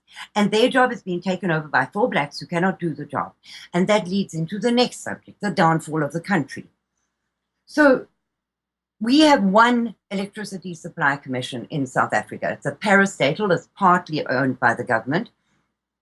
We don't have a choice of who you get your electricity from. It's Eskom or nothing. So Eskom has not built or maintained a single power station in that country since 1994. So the power grid is falling to pieces. And what they have in South Africa is load shedding, which means that the government chooses, or Eskom chooses, an area, always white, never the black areas, where they turn off the power for X amount of hours or days at a time. Now they go from 3 hours to 7 days, power outages. Now you have to understand that as I've said before, these people who still have homes, their whole security system depends on electricity. If your power is out for more than a day at a time, your gate batteries go flat, your alarm system batteries go flat, your cell phone, everything is done by cell phone in South Africa, your cell phone batteries go flat. So you are a sitting duck. But to add to that, Eskom then publishes every day where the power outages are going to be and how long they are going to be for. So they are giving every day a roadmap to the criminals and telling them, go to this area because the whites are helpless. So that's one of the things that is happening in South Africa. Now, South Africa is a very dry country, very, very dry. We have 7-year cycles, 7 years of rain and 7 years of drought. And at this moment, we are in a 7-year drought. And our esteemed Minister of Water Affairs said that the water shortage is due to the apartheid government because we built the dams too big. If we had built smaller dams, they would have filled up quicker and there would be plenty of water for everybody. So the big dams take too long to fill, and that's why we have a water shortage. It's apartheid's fault. Right, right. The Minister of Science and Technology said that South Africa they never saw the problem of lightning striking people. But it's apartheid's fault because lightning only hits black people and it needs to be investigated and forbidden to happen because it's apartheid that caused this. So these are our esteemed ministers in charge of the whole country. And these are the comments that they are making. The Minister of Law and Order said, if you do not like the crime rate in South Africa, stop whining and leave the country. Right, but they can't. That's the problem. Well, let's speak about that a little bit and what can be done, of course, by others to help the situation, to get to a point where we can start helping each other out, because I still think this boils down to not only the information struggle that I mentioned earlier, but basically people don't know. That's the primary reason. They don't understand. They're fed, first of all, with lies about it. So even if something was raised, they probably will look the other way because they feel, well, they were evil anyway, so they deserve it or something like that. But I mean, I've seen articles from whites in South Africa, well, at least they claim they're from there, that deny, not maybe everything, it's a long story that you've shared with us, but many of the things, maybe not specifically about the poverty per se, but there somehow is violence targeting whites in South Africa and whatnot, and they keep writing about it and they keep laughing at it as it doesn't exist, and that those people who speak about it, it's just they're just lying and they're really horrible racists and all these kinds of things. And there seems to be that type of struggle when people go to try to find out. They encounter online as well, of course, not only through the mainstream, but they encounter a lot of material that counters all of this. How do you propose we from the outside, like beyond, of course, listening to people like yourselves, but how can we get a clearer picture? Is there anybody that's done a more definitive documentary on these kinds of things that you're talking about, or is there any independent media that had covered a lot of the things that you talk about? You know what the problem is, Henrik, and this is a very, very sad truth. The same activist that I told you about, Sunette Bridges, now she took some of those people from Coronationville, and she is trying to build a place called Plainfilet. They bought the land and they are putting up really good houses, and they are trying to start a self-supporting community of whites. And if it's successful, they will then build more Plainfilets. So some people came out, a BBC contingent came out, and some press people from Belgium came out to film Plainfilet and what is happening there. Well, it cost her an awful lot of money to set this whole thing up and to accommodate the film teams and everything. What the end result of that was a totally biased documentaries that came out on the part of these film companies that said that she particularly was an incredible racist and was trying to go back to the apartheid era. Of course, yeah. They did not see one thing good in what she was doing. Not a thing good about it. Of course. So now the South Africans are a little bit disenchanted with the world press and very unhappy when they come in to film things, because they know that the sympathy is not going to be there.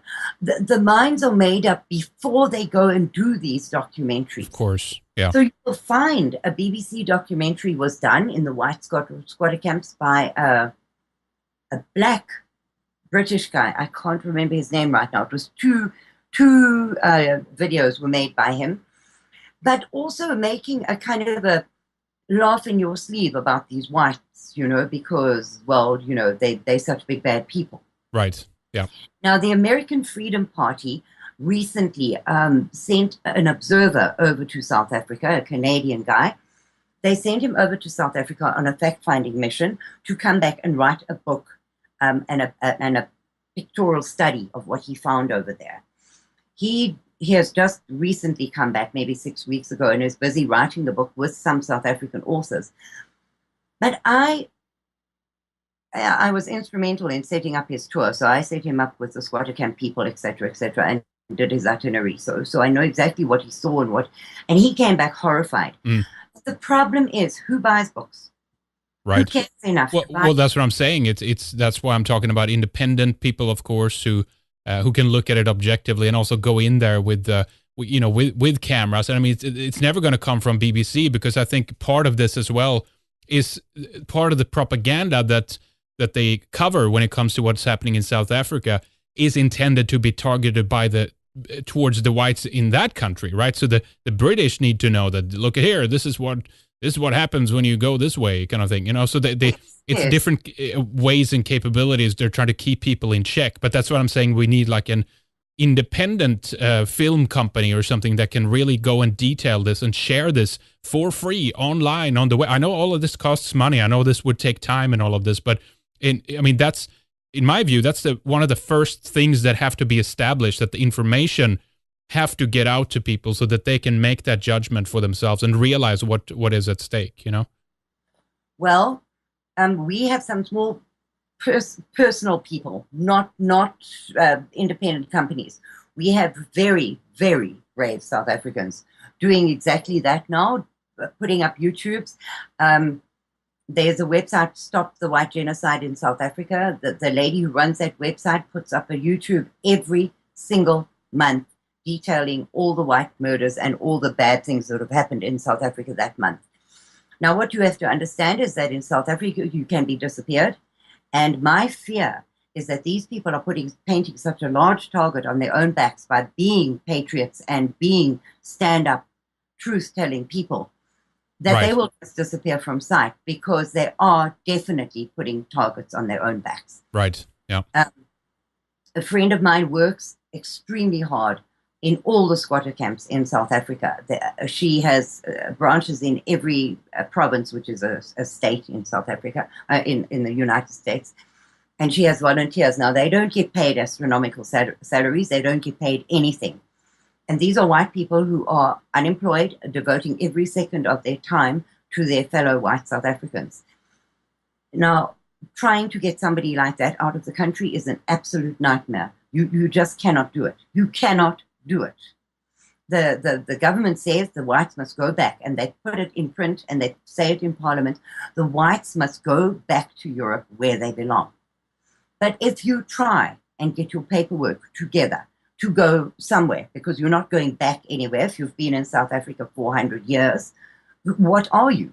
My father is Dutch, my mother is Scots. Where do I belong?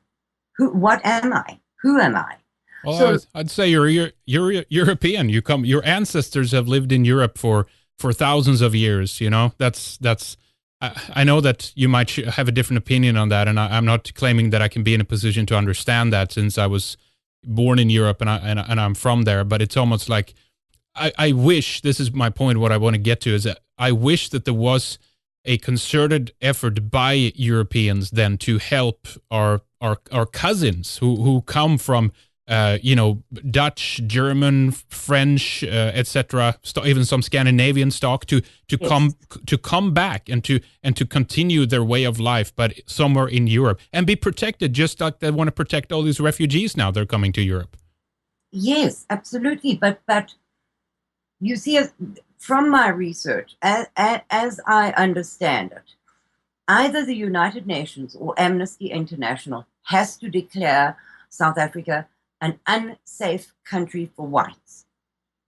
Now, despite the fact that Dr. Gregory Stanton from Genocide Watch, which is a United States-based organization that keeps an eye on all the countries in the world for possible genocides and genocides happening. Now, Dr. Gregory Stanton was a very, very vocal voice against apartheid. He stood up and marched and screamed against apartheid. The Dutch journalist that I told you about earlier, Ariana van State, she went to Gregory Stanton and she said to him, look, there is a genocide happening in South Africa and you need to go and investigate it. So after many, many, many months of persuasion and providing him with facts and figures, he went to South Africa to have a look for himself. I believe it was in 2012 was his first visit there, where he put South Africa on stage 5 of 8 stages of genocide. But he also said that South Africa is in all 8 stages of genocide. However, it is such a slow genocide without thousands of bodies in the streets every day that it is very hard to quantify or even qualify what stage we are at.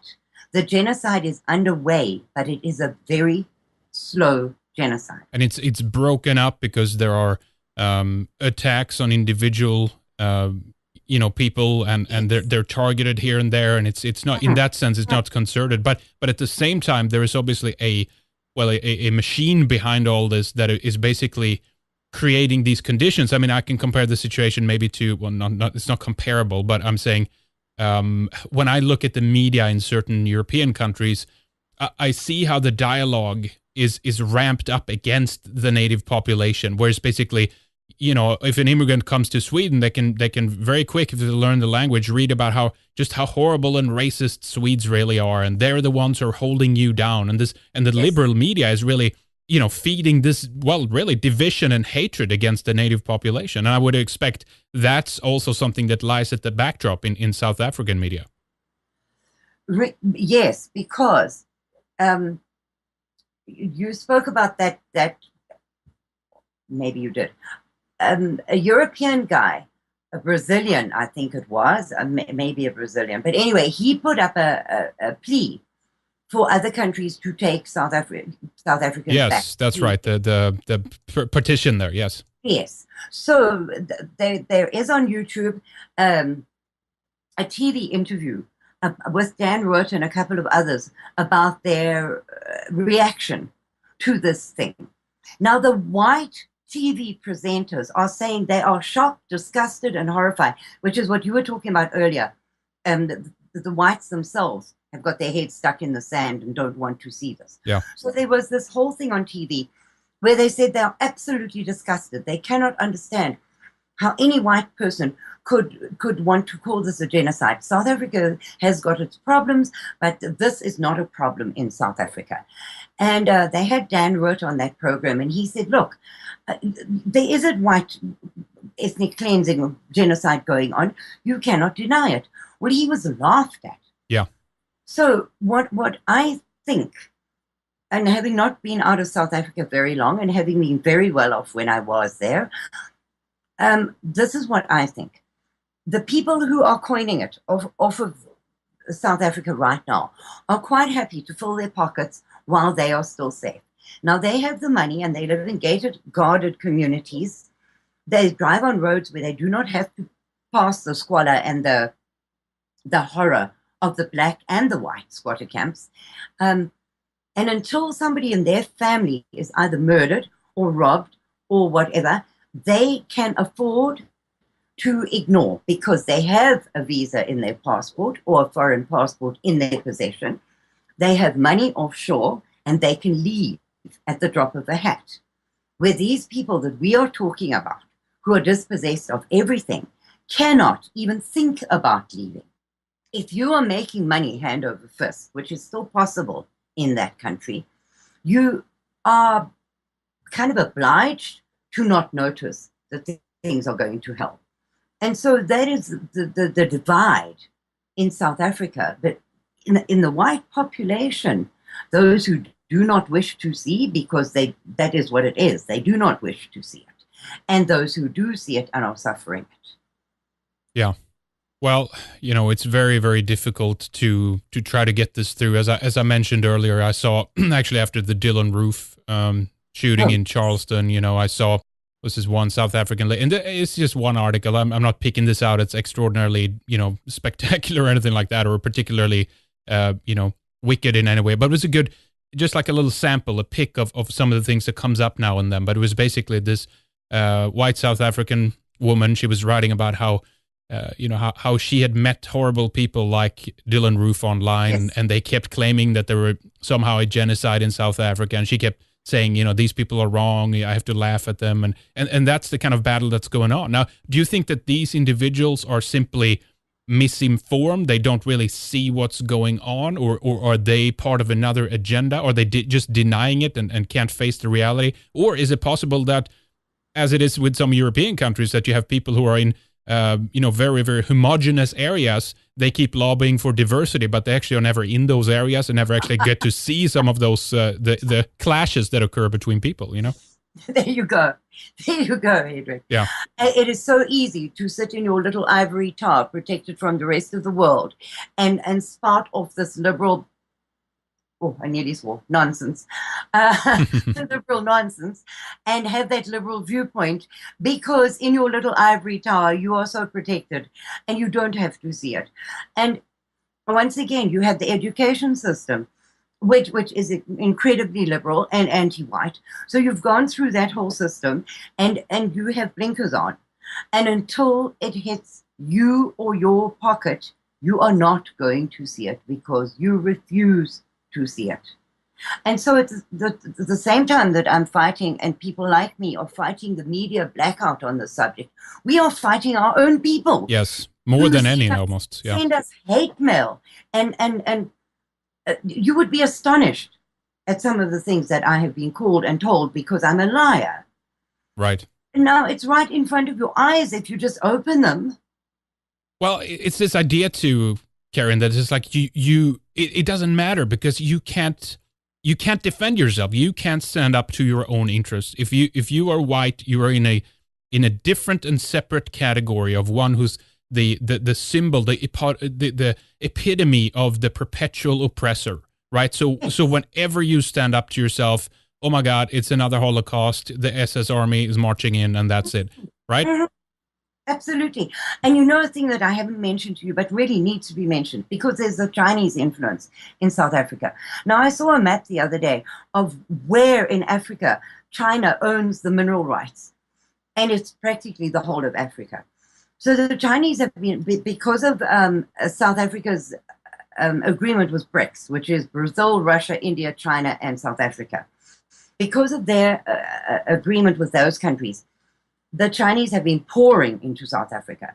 And they were finding it very difficult, because they were not classified either white or black. So they had to abide by the BBEEE rules.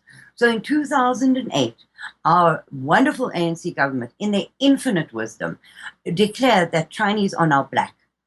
So that none of really? Yes. Wow. In South Africa, if you're Chinese, you are classified black. In other words, you can join in the fight against white. Yes. Yeah. Yes, you can. And none of the laws that apply against whites apply against you, because you are black. Now, I don't know how the Chinese in China feel about being black, but they are. So that law was passed in 2008, so that the Chinese could bypass any of this stuff that other people have to abide by. And what is amazing is that you talked about the xenophobic riots in South Africa. Well, there are so many foreigners in South Africa right now, because as every other white country, they are pouring over the borders, unstoppable hordes of them. But the blacks in South Africa do not approve of this because the unemployment rates are over 50%. Exactly. So if they cannot get jobs and the houses and the free electricity and the free everything promised by the ANC government, they don't see why these foreigners should get it. So what they do is they take to the streets and they riot. They burn down and loot and destroy these foreigners' shops. But another thing we have not addressed is that Winnie Mandela invented torture called necklacing. Now, Winnie Mandela invented this against one of her little guys who was a murderous little horror that turned against her. So she had him necklaced. And necklacing consists of either cutting off your arms below the elbow or tying your arms to your body with barbed wire, and then putting over your shoulders a rubber tire, pouring gasoline on it, and setting it alight, and then dancing around you and singing songs while you writhe in agony and burn to death. Now, Winnie Mandela said, with our matches and our necklaces, we will turn South Africa black. But the majority of necklacing is black on black, not black on white. So when these xenophobic riots started, they started necklacing these Zimbabweans and other Somalis and all the rest of them in the streets. And the world stood up and paid attention for once to what is going on in South Africa, felt very sorry for these blacks, and there was a whole outcry.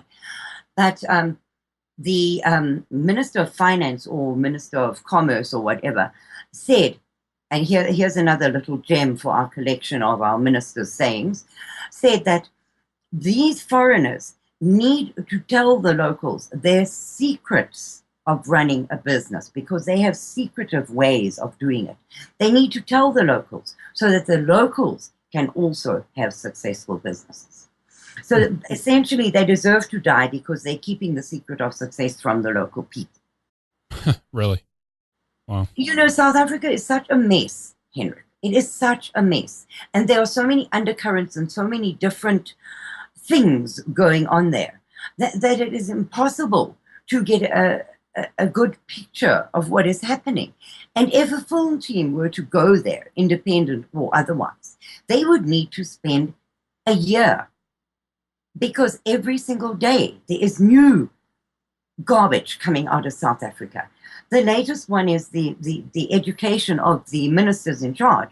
They are finding that more and more of these top people who are paid more than anyone else in the world, if they look at their resume, they have got doctorates and master's and bachelor's degrees, which do not exist. So when they were given the job, they were never given a background check for it. So we have ambassadors to other countries with PhDs that don't exist. We have got the guy, oh, here's one for you. The guy running the railways in South Africa, he has got this PhD in engineering. So the blacks in South Africa, a lot of them commute to work on the trains, on commuter trains. And if a train is late, they will burn it to the ground. So the next day, obviously, there's one train left. So less than there was the day before. So they have to overcrowd on the trains that are available. So they burn them to the ground because now there's not enough space on the trains for them to get to work. So over the years, our trains have been diminished to a degree that they're getting burnt every day because there's just one or other protest against them. So they put out the 60 billion rand tender for trains for South Africa.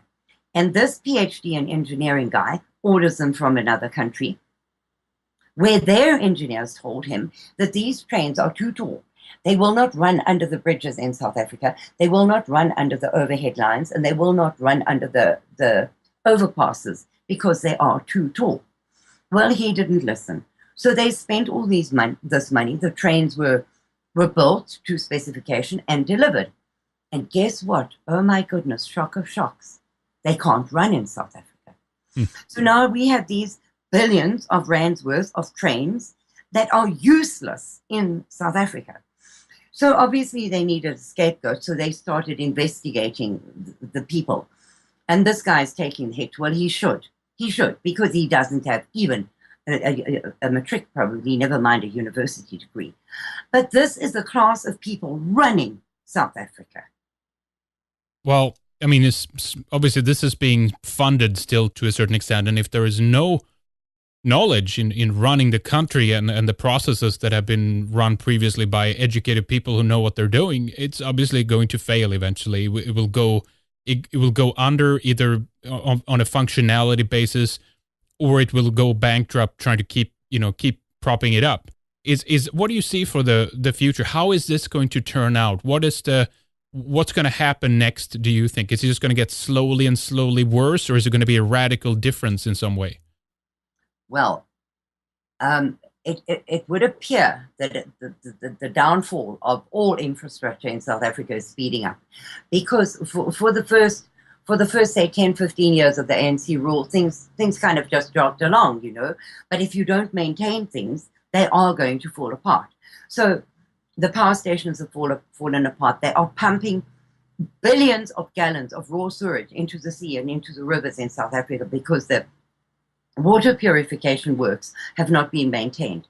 Now, in South Africa, because it's such a dry country, we recycle water. So the sewage is recycled and goes through intricate processes so that it is able to be used as drinking water at the end of it.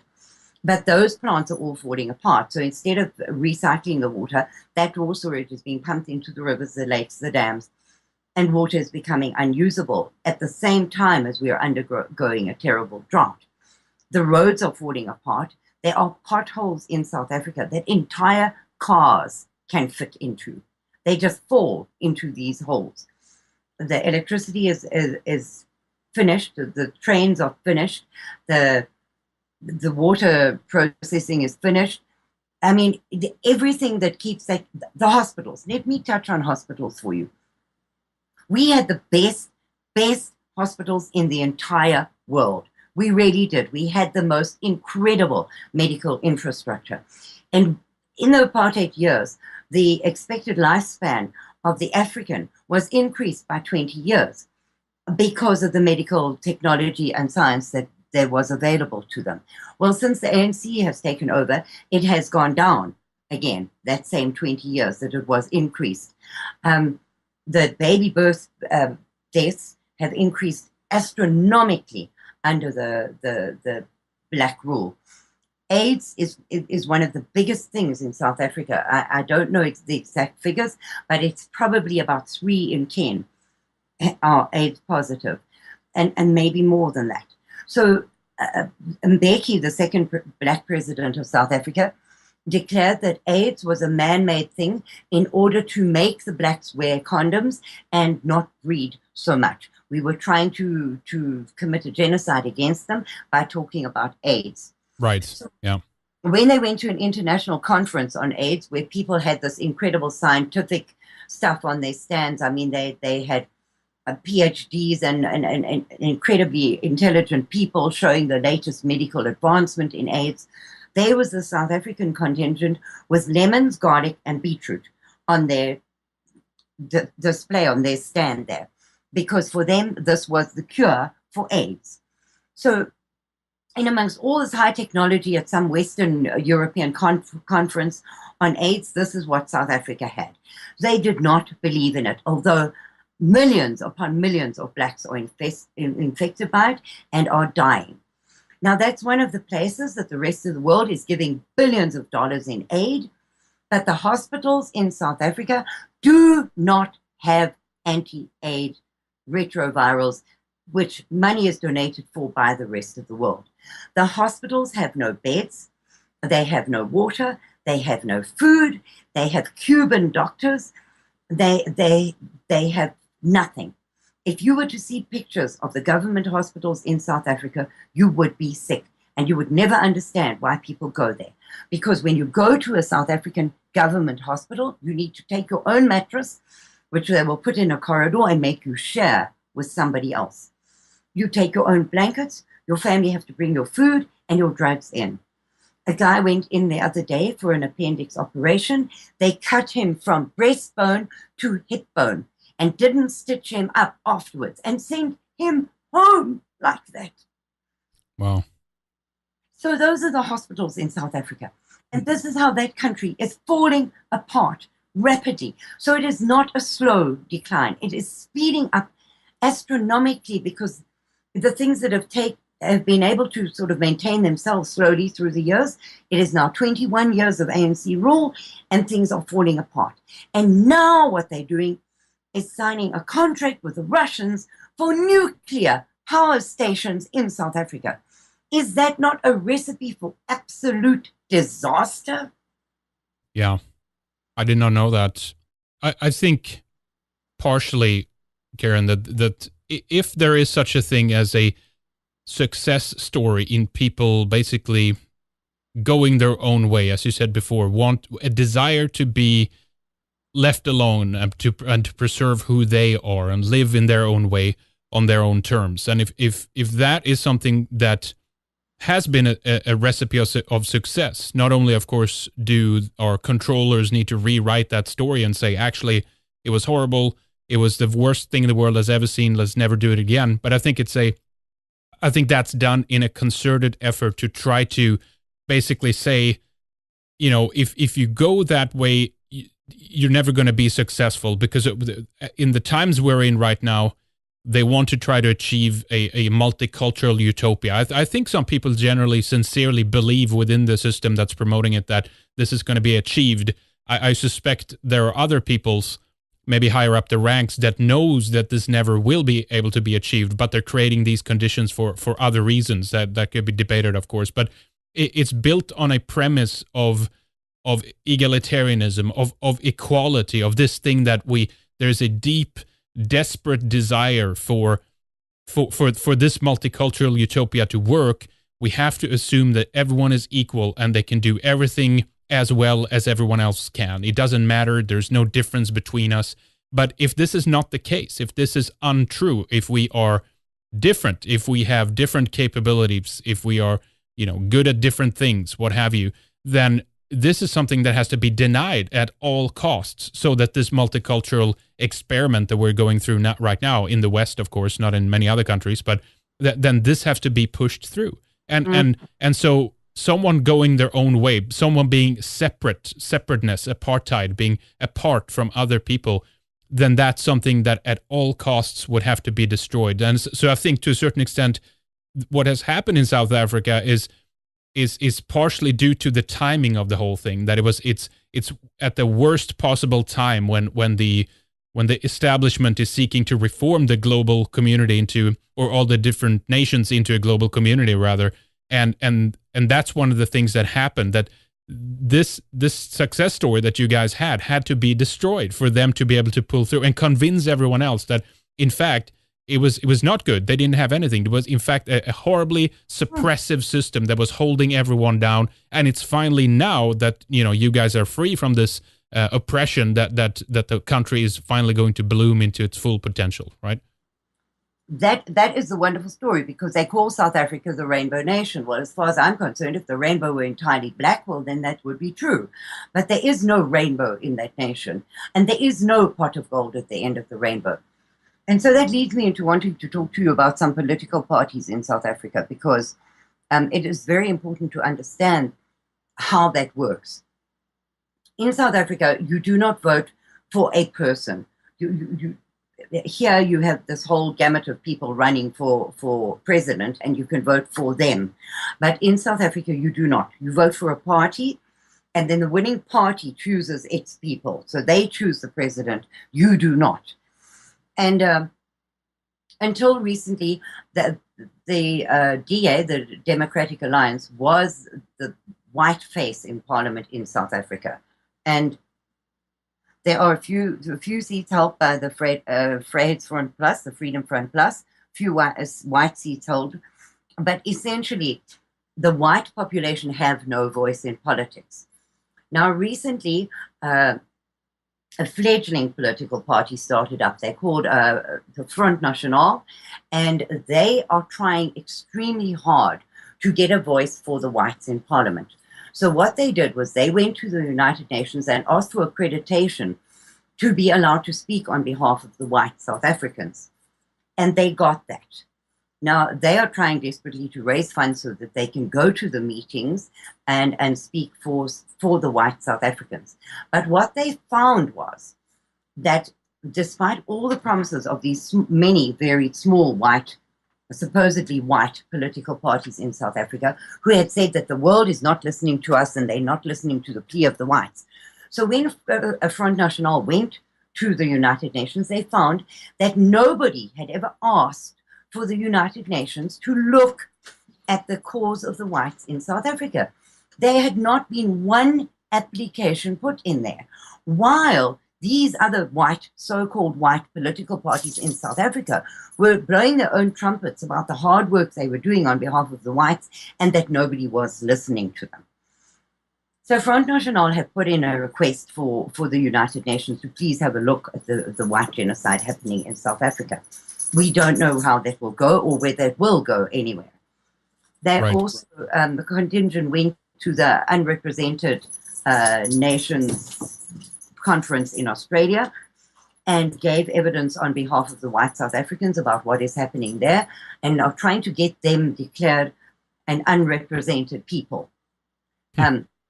We don't know where that will go either, but I personally want to really give kudos to Front National, because they are also just ordinary people. I know a lot of those people. They are just ordinary white South Africans suffering and struggling the same as everybody else is in that country. But they are the first one who have lived up to their promises to stand up and go to these big organizations and ask for a voice on behalf of the white South Africans. They're also the ones who stood up and organized defending the statues when that whole Rhodes statue throat Rupert had happened and they were going to pull it down.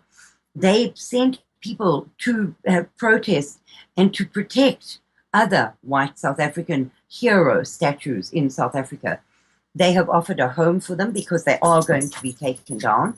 They have offered a home for them so that they can be kept instead of destroyed. We don't know where that is going to go either, whether they will be just broken down. But I must say that there is an awakening in South Africa and in a very small degree across the world to what the whites are suffering in South Africa. There is a small glimmer of hope.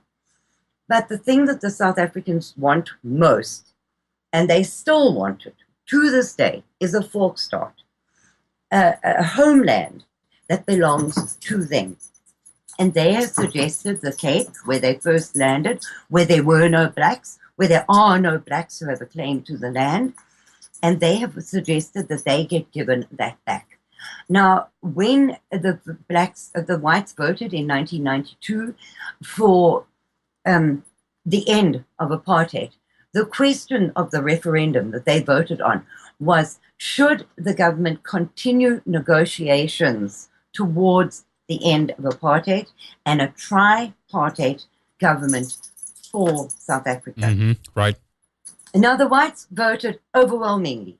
There was an 85% voter turnout, and 67 or 68% of those voted yes, that we should continue negotiations towards a tripartite ruling party. They did not say, yes, we want this country turned over to the ANC black communist government. Right. So they were fooled from the very beginning.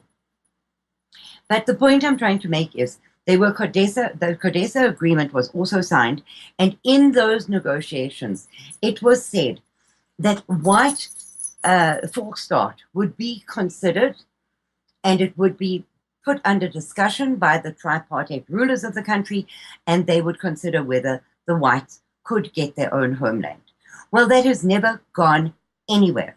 So there is an agreement standing in South Africa that the whites should be considered for their own homeland. It's never going to work because 90% of the tax base in South Africa, despite all the problems that the whites are suffering, 90% of the tax base is whites. So they need them. That's what you're saying. They don't want them, but they need them. So if okay, that's a good point, because if whites are so just absolutely horrible and oppressive and whatnot, why not let them disconnect then and go their own way and set up their own country? But then that makes sense, because then there is a position of need here that to a certain extent their production base is wanted to be able to continue to fund the country and to fund the government that it seems to, as you've been described, incapable of taking care of certain things. Really, really, really, really, Henrik, it is you can't wrap your mind around it, because at the same time that they were saying, kill the Boer, go back to Europe where you belong. If you don't like it here, just leave. They need you, and they make it impossible for you to leave, because there are certain papers that you need to immigrate. So you need a police clearance, you need a birth, but not just your small birth certificate. You need the full birth certificate. You need a marriage certificate. You need all of these things, but you need to get them from Home Affairs in South Africa. So if you ever get to the counter in Home Affairs, which you can take up to 5-6 days of waiting in a queue and going back the next day and waiting again and going the next day and waiting again, you hand your paperwork in. Now, in my case, I married an American, born and bred in America. He had been in South Africa for 2 years at the time. So when I went to apply for my unabridged, that's the word I was looking for, unabridged marriage certificate, I finally got it after about 8 months of waiting. And on that certificate, it said that my husband was a South African. So I had to go back and undergo the whole process again. And then you have to get a police clearance. Well, that can take 2 years for them to get to you. So I got mine. And when I went to the American embassy to hand it in, they told me it was printed on the wrong paper. I needed to go back and get another one. So you go back and you apply again, and that takes another 2 years, by which time many of your other papers have expired. So you need to start from the beginning again. So you understand that even if you have the means and the qualifications to go to another country, the South African government makes it so impossible for you that you cannot get your paperwork together. Yeah. It's amazing. I mean, Kiana, what you've said already, obviously, then there is no desire to let people split off. But let's for a moment talk about what potentially, in your view, could be an ideal situation. Because as it stands right now, it's actually in many countries where there are a fairly large population, that the political system is no longer able and capable to facilitate the different needs and interests, and the more. Well, we know what diversity means. It means less white people, but the more diversity we get in some of our Western countries, or countries founded by Europeans, the more difficult it also becomes, because all these different people have tremendously different needs. They have different backgrounds and cultures and all this kind of stuff. So it falls out of the hands of the politicians. But that would imply that maybe we're heading in a direction of smaller regions, at least maybe temporarily, not as the final kind of work around on this. But do you think that it's possible that something like that might be able to occur in South Africa? I mean, what would you wish for? What would be a good outcome, an ideal, if you could decide? Okay, there are only 2 routes to follow in South Africa.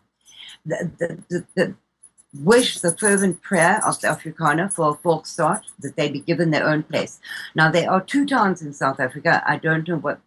The second one is not as famous as Orania. There is Orania, which is a town that was bought by a white Afrikaner group. It is a totally white town. They have their own money, their own everything. They don't even have a police force because it is so crime-free there. You have to speak Afrikaans. You have to be an Afrikaner to go and live there. They are farming. They are interacting commercially with the rest of South Africa, and they are doing extremely well. They teach in Afrikaans. They teach the correct history of the country. They have their own schools, their own sports teams, their own everything. And they are doing incredibly well. But they are not self-governing. They still fall under the ANC government. So if the ANC decided tomorrow that blacks must be allowed in Orania, they would have to abide by the local laws, and they would have to allow it. So although they are an incredibly successful town, where they have built from a ghost town to a farming, educating community that has got everything that a community needs, and they are clean, tidy, prosperous, everything, that they still fall under the ANC government. So it can change tomorrow, right? Exactly. Yeah. They have already fended off a lands claim which is another thing we haven't touched on, but they have already fended off one because the people who wanted to claim the land that they built on, they paid them cash and they went away with their claim. But another claim could happen tomorrow, and the government could just as easily say, listen, you're not going to pay it out in cash. We are taking this land and we are giving it to a black tribe whose ancestor 500 years ago maybe grazed a goat there, because that's all you have to say happened, and that land belongs to your tribe. So it could happen tomorrow, but it is also a proof that Afrikaner self-governance is very good for the country and can work. Now, that is first prize for the Afrikaners in South Africa, because they say they are as African as anybody else. They have a right to be there, and they are not leaving. Despite the murders and despite the torture and despite everything, they are not leaving. That is first prize for them. I don't know whether I believe that will work or not. There are days when I think so, and there are other days when I think, oh my goodness, they are still going to be surrounded, outnumbered by black people who are going to flood into their white country in the hopes of making a buck, and the whole cycle will start again. Right. So I don't know what I believe about that. But if that is what the Afrikaners want, then in my prayers, that is, and in my talks, that is what I want for them, because I can't make up their minds for them, and I can't decide what is best for them. So being their number one prize, I truly hope that that can come to being and that they can have their own place finally. But for me, as somebody who left, and I did not flee the country, I had no intentions of leaving. I met and married an American, and he could not get a job in South Africa as a white man. And after 2 years there, he said, look, a man's man does not be supported by his wife. This is just not acceptable, and I'm taking you to my home where I can get a job and I can support you. Yeah. So I had no intentions of leaving. I didn't flee the country. I came here because I love my husband dearly. He's a good man. He wanted to look after me, and I cannot deny him that. So here I am. But in a way, it's a good thing, because I'm much freer here to speak out against the injustices. Yeah. Do you travel back regularly, or? I cannot. The ANC will disappear me at the airport. Right. If I land in South Africa, I will not make it into the. So they know about you. They have you on the radar. Yeah. Yes, they do. I have an enormous target on my back. Enormous. I cannot go back there. So the other thing that I think would be a good thing for South Africans is to be allowed to go back to their European roots. Yeah. Now, despite the fact that they are kicking and fighting and don't want to do that, it would probably be the safest route for them.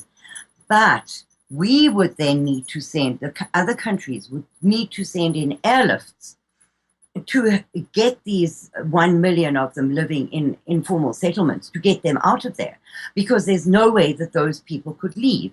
And with every country in the world being invaded by black hordes and Muslim hordes, they do not have the financial ability to bring in more people that they would be fully responsible for until they got on their feet. So they would need to airlift them out, provide them with housing and employment, and until they could get back on their feet and become contributing citizens to that country. So either of those solutions I don't see happening. I just see that if Julius Malema and his economic freedom fighters take over that country, they have a plan in place called Uhuru. And if that were to happen and their Uhuru became real, within 48 hours, they intend to get rid of every white in the country, to murder them and kill them. And they have plans in place which are perfectly viable. It could happen. It's not an African dream. It is an absolute possibility, because the whites are spread out all over the place, and easily targeted by determined black hordes of people. Now, that is my fear, that in a short period of time, the whites will be wiped out, and the rest of the world will say, oh my goodness, how did that happen? We never saw it coming, and oh, how sad, and move on with their lives. Right. Now, Yeah. that is a very doom and gloom picture, but the other two possibilities are so unlikely, a forced start or refugee status and being flown out of the country en masse. What is left? Yeah. Well, Karin, there are others that we've talked with on the program here that have talked about the future a little bit. That what we're seeing is a culmination in Europe, Australia, America, etc. That this is in one way or another going to turn into a larger global version of South Africa. That there are interests in this world that are directing resentment and anger towards us that ultimately will produce violence in a similar way as it has in South Africa. And again, not that the government, at least at this stage, are sending military personnel and police to kill people in a concerted effort like that, but it's something that occurs at random, but quite frequently. There's something that occurs to people on the street level. Yes. And if you are, white and a native European, you will be targeted by people who come into your country and resent you and get taught that you're an oppressor, etc. What do you think about that as a prediction? And I mean, is that a reality? What do you feel since you've been experiencing the denial of this type of situation in your country? It's happening everywhere, Henrik. I watch the world in absolute dismay. I saw pictures the other day of these so-called refugees in their tens of thousands, just climbing up the fence and pouring into Spain. I don't know how we are to keep them out. And the problem is that the governments across the world seem to think that it is a perfectly okay thing to do. So the people themselves who do not want this, because people all over Europe and in the USA and in Australia and in the UK and everywhere, the people of those countries have said, we do not want them. Secure our borders and drive them out. Yeah. Send them back home. But the governments themselves refuse to do that. So the people of the world are not represented by their governments, who have a completely different view of the world than the people have. We vote them in, and in the minute they get into power, everything that they promised along the way is forgotten, and they go against every single thing that the people want. So in the countries of the world, we are already being outnumbered because of this mass influx of people who, as I said before, have got no wish to integrate. They just bring their barbaric rape, murder, torture, looting, living on the dole with their hands out. I mean, give me, give me, give me because I deserve. And they're doing this to every white country in the world. Why do they not stay in their own countries where they chase the whites away? They have achieved their objective. They've got what they wanted. Stay there. Right. Instead of flooding into other white countries and doing it all over again. So if all of these countries have got this problem, I mean, I live in Texas, and Texas is suffering incredibly by the influx of these illegals over the borders. And because the government here has refused the Border Patrol and ICE and all these people who were set up to keep them out or to send them home, they are now not, they've been instructed not to do their jobs. They are to house them, feed them, put them on buses and spread them all over the whole country. These countries have got their own problems. And the whites are going to be a minority worldwide. It doesn't matter where we already are a minority worldwide. Yes, God, we're very but few. In your own country, in your own white country, I know. which was you were Swedish. So in your own Folkstart, which was Sweden, which was pure white. Yep. What are you today? Well, with 16% immigrants at least. I don't even know if we get the real numbers, to be honest. So You never get the real numbers. No. The whole world is refusing to tell the truth to the people because they are scared that we will stand up and revolt.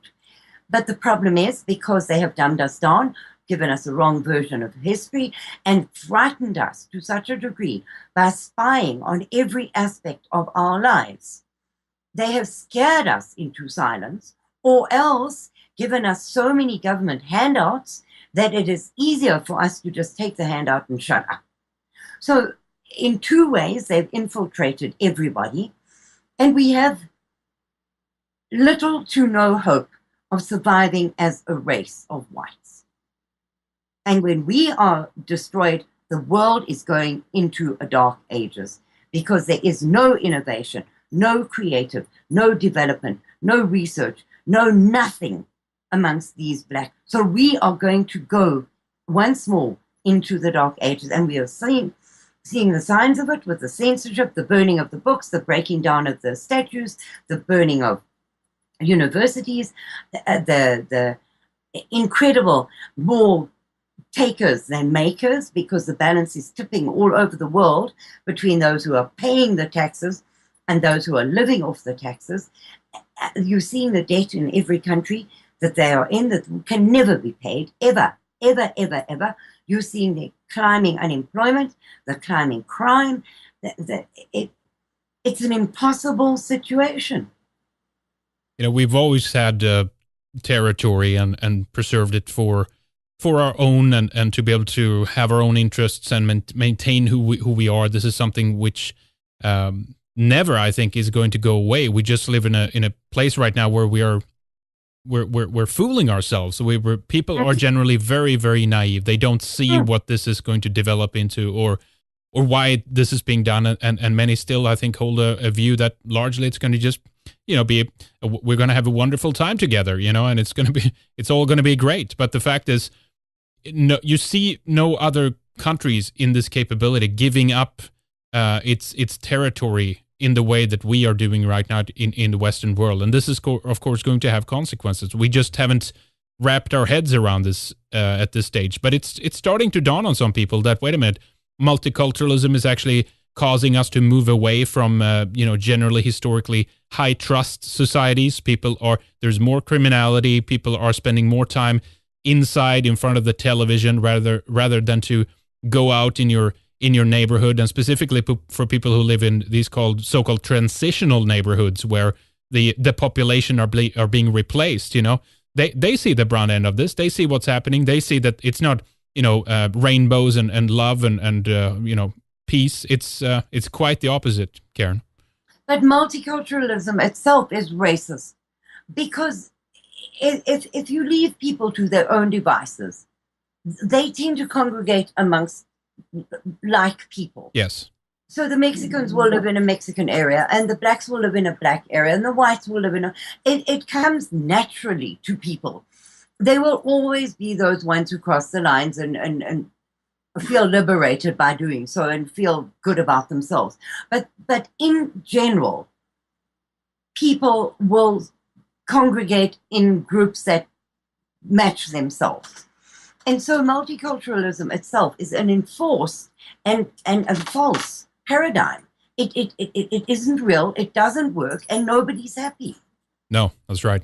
Well, I mean, it's a flat-out replacement of the population. They're officially, I've mentioned it many times, but there are official United Nations reports that are talking about, one of the excuses, there's many different excuses. So sometimes they say, well, the refugees, they have to escape. In another instance, well, they come so that they too can have access to an economy and a good life. And then in the next moment, no, it's actually because you are not having any children and they need to replace you. They need to come in and be workers of all the jobs that you refuse to do. And we get all these different excuses all the time. But no matter what excuse they give us, it leads to one thing, and that's the replacement of a people and a population and a driving out of them. And you see, largely due to what you just mentioned, people want to be with their own. So you see white flight in most of these countries, and they go to other areas. The question is, where are we going to be able to be? Where are we going to be left alone? Where are we going to be able to live in the way we want without being forced into a situation where we no longer have freedom of association, Karin?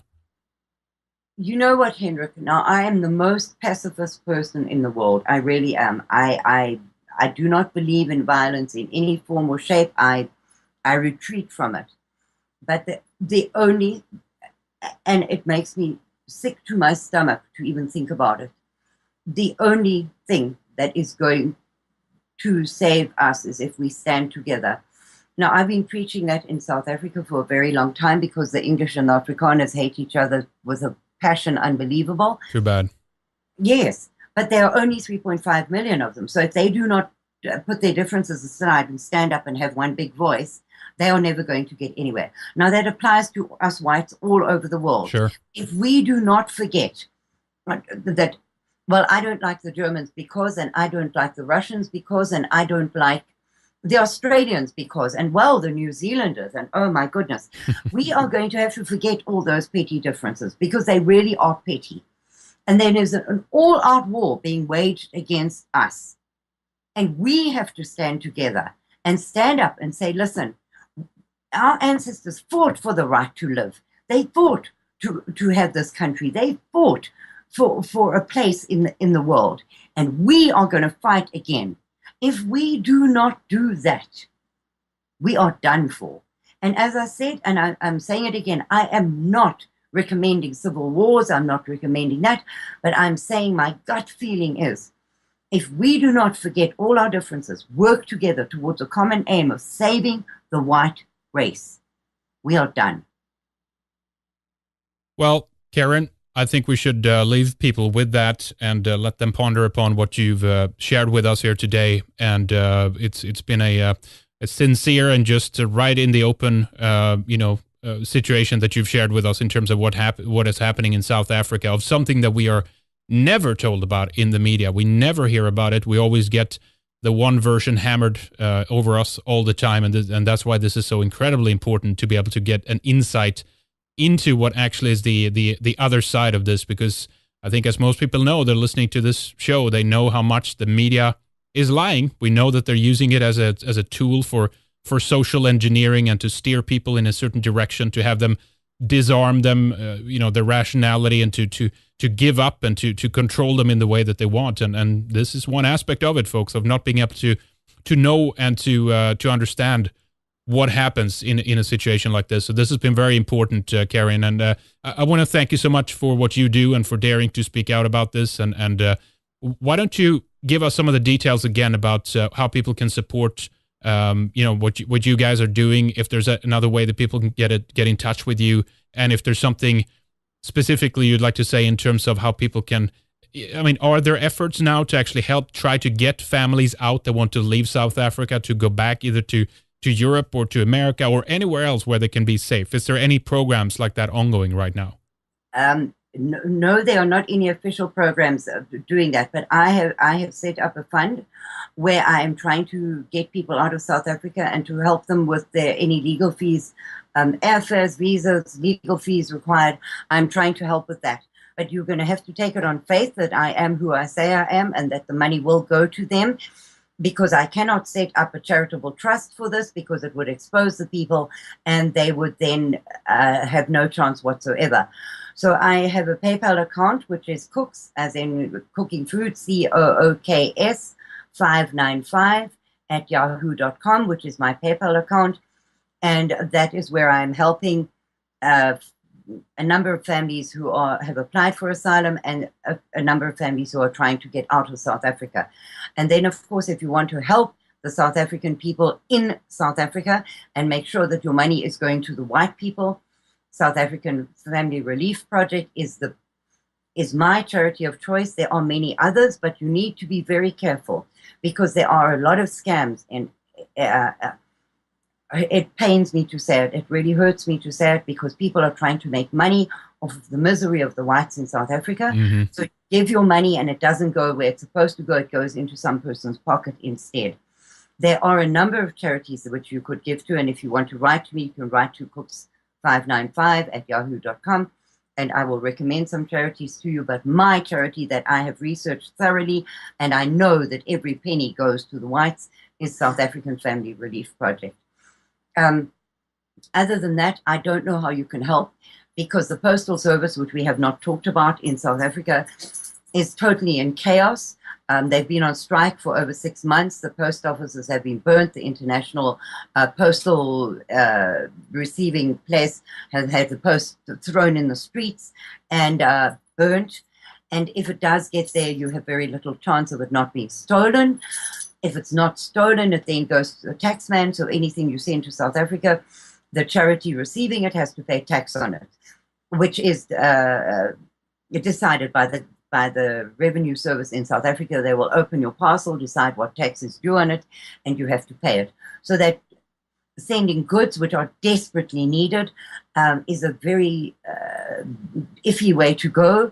because it has a 99% chance of not reaching where it needs to be. So the best thing you can do is send money, and with the present exchange rate, which is about $13 to the rand and 20 pounds to the rand, 20 rands to the pound, sorry, and 30 rands to the dollar. I had that backwards. Your money goes a very long way in South Africa. Those are the only channels that I could suggest, because it is very hard to help these people. The government makes it impossible to help them. So those are the only things I can suggest to you. But if I have raised the visa fees and most of the airfare for a South African couple who are in great danger. They are in extreme danger of being disappeared or killed in South Africa, and they need to leave urgently. I've raised most of the money for them. They will come and live in my home. They will have my car until we can get them on their feet. So I need a couple of $100 in order to get them here, and we will then thank everybody personally. They will thank them personally once they get here. So you will know the money went to the right place, and any excess money raised will go to any legal fees that they need once they get here. So that's the best that I can suggest to you. You either trust me or you don't. Yeah, well, and we haven't even talked about the way that some people are tortured and die in the most gruesome, heinous ways. There are many photos that I wish I'd never seen, that I wish I could erase from my memory. And well, Karin, we should talk again at some point and discuss some of the other things we didn't get a chance to discuss here today. There's a lot more to it, and there's a lot of different nuances and things that we didn't get a chance to discuss and talk about. But thank you again so much for coming on, and keep up the good work. Keep being brave and talk about these things, and keep spreading the word, and don't lose faith. I think there's a lot of people that are slowly kind of waking up to the reality of how they're being hoodwinked from this. So you do a good job, Karin. Thank you so much again. Thank you very much, Henrik, and thank you from the entire white population of South Africa, because it means such a lot to them. You have no idea the thank yous that come in after a show, because it is important to give them hope. And shows like yours are giving them hope that the world does care, that they're not left on the tip of Africa, dying like flies and nobody caring. So it is very important what you have just done, and I thank you from the bottom of my heart. Well, there you have it. That's our Red Eyes radio program for today. Thank you so much for listening, ladies and gentlemen, and for getting an inside perspective on this story. A small insight into one of the biggest and most distorted and lied about tragedies of our times. There is naturally more to this story, and we'll continue to bring you information from other people who can tell you firsthand about their experiences and how they flat out deny that any of this is happening, that somehow this is all delusions. They think that just because it's out of the press, it can't be true. Well, that's a big mistake to make. As you regular listeners know, conspiracy by omission is far from something new. We are going to be back with Dave Yorkshire from Mjölnir magazine out of the UK on Wednesday, and then we have Lauren Murray, Dan Root, and others joining us on the program after that. Well, for now, we say thank you so much for listening. Once again, please sign up for a membership with us at redicemembers.com. Get full access to our archived programs going back to 2006, both ours and all the other content we have for you. For now, we say stay well, and thank you for using your brain, for thinking, for researching, and preparing yourself for what needs to be done. Okay, don't forget to take care of your loved ones, and we'll talk to you soon.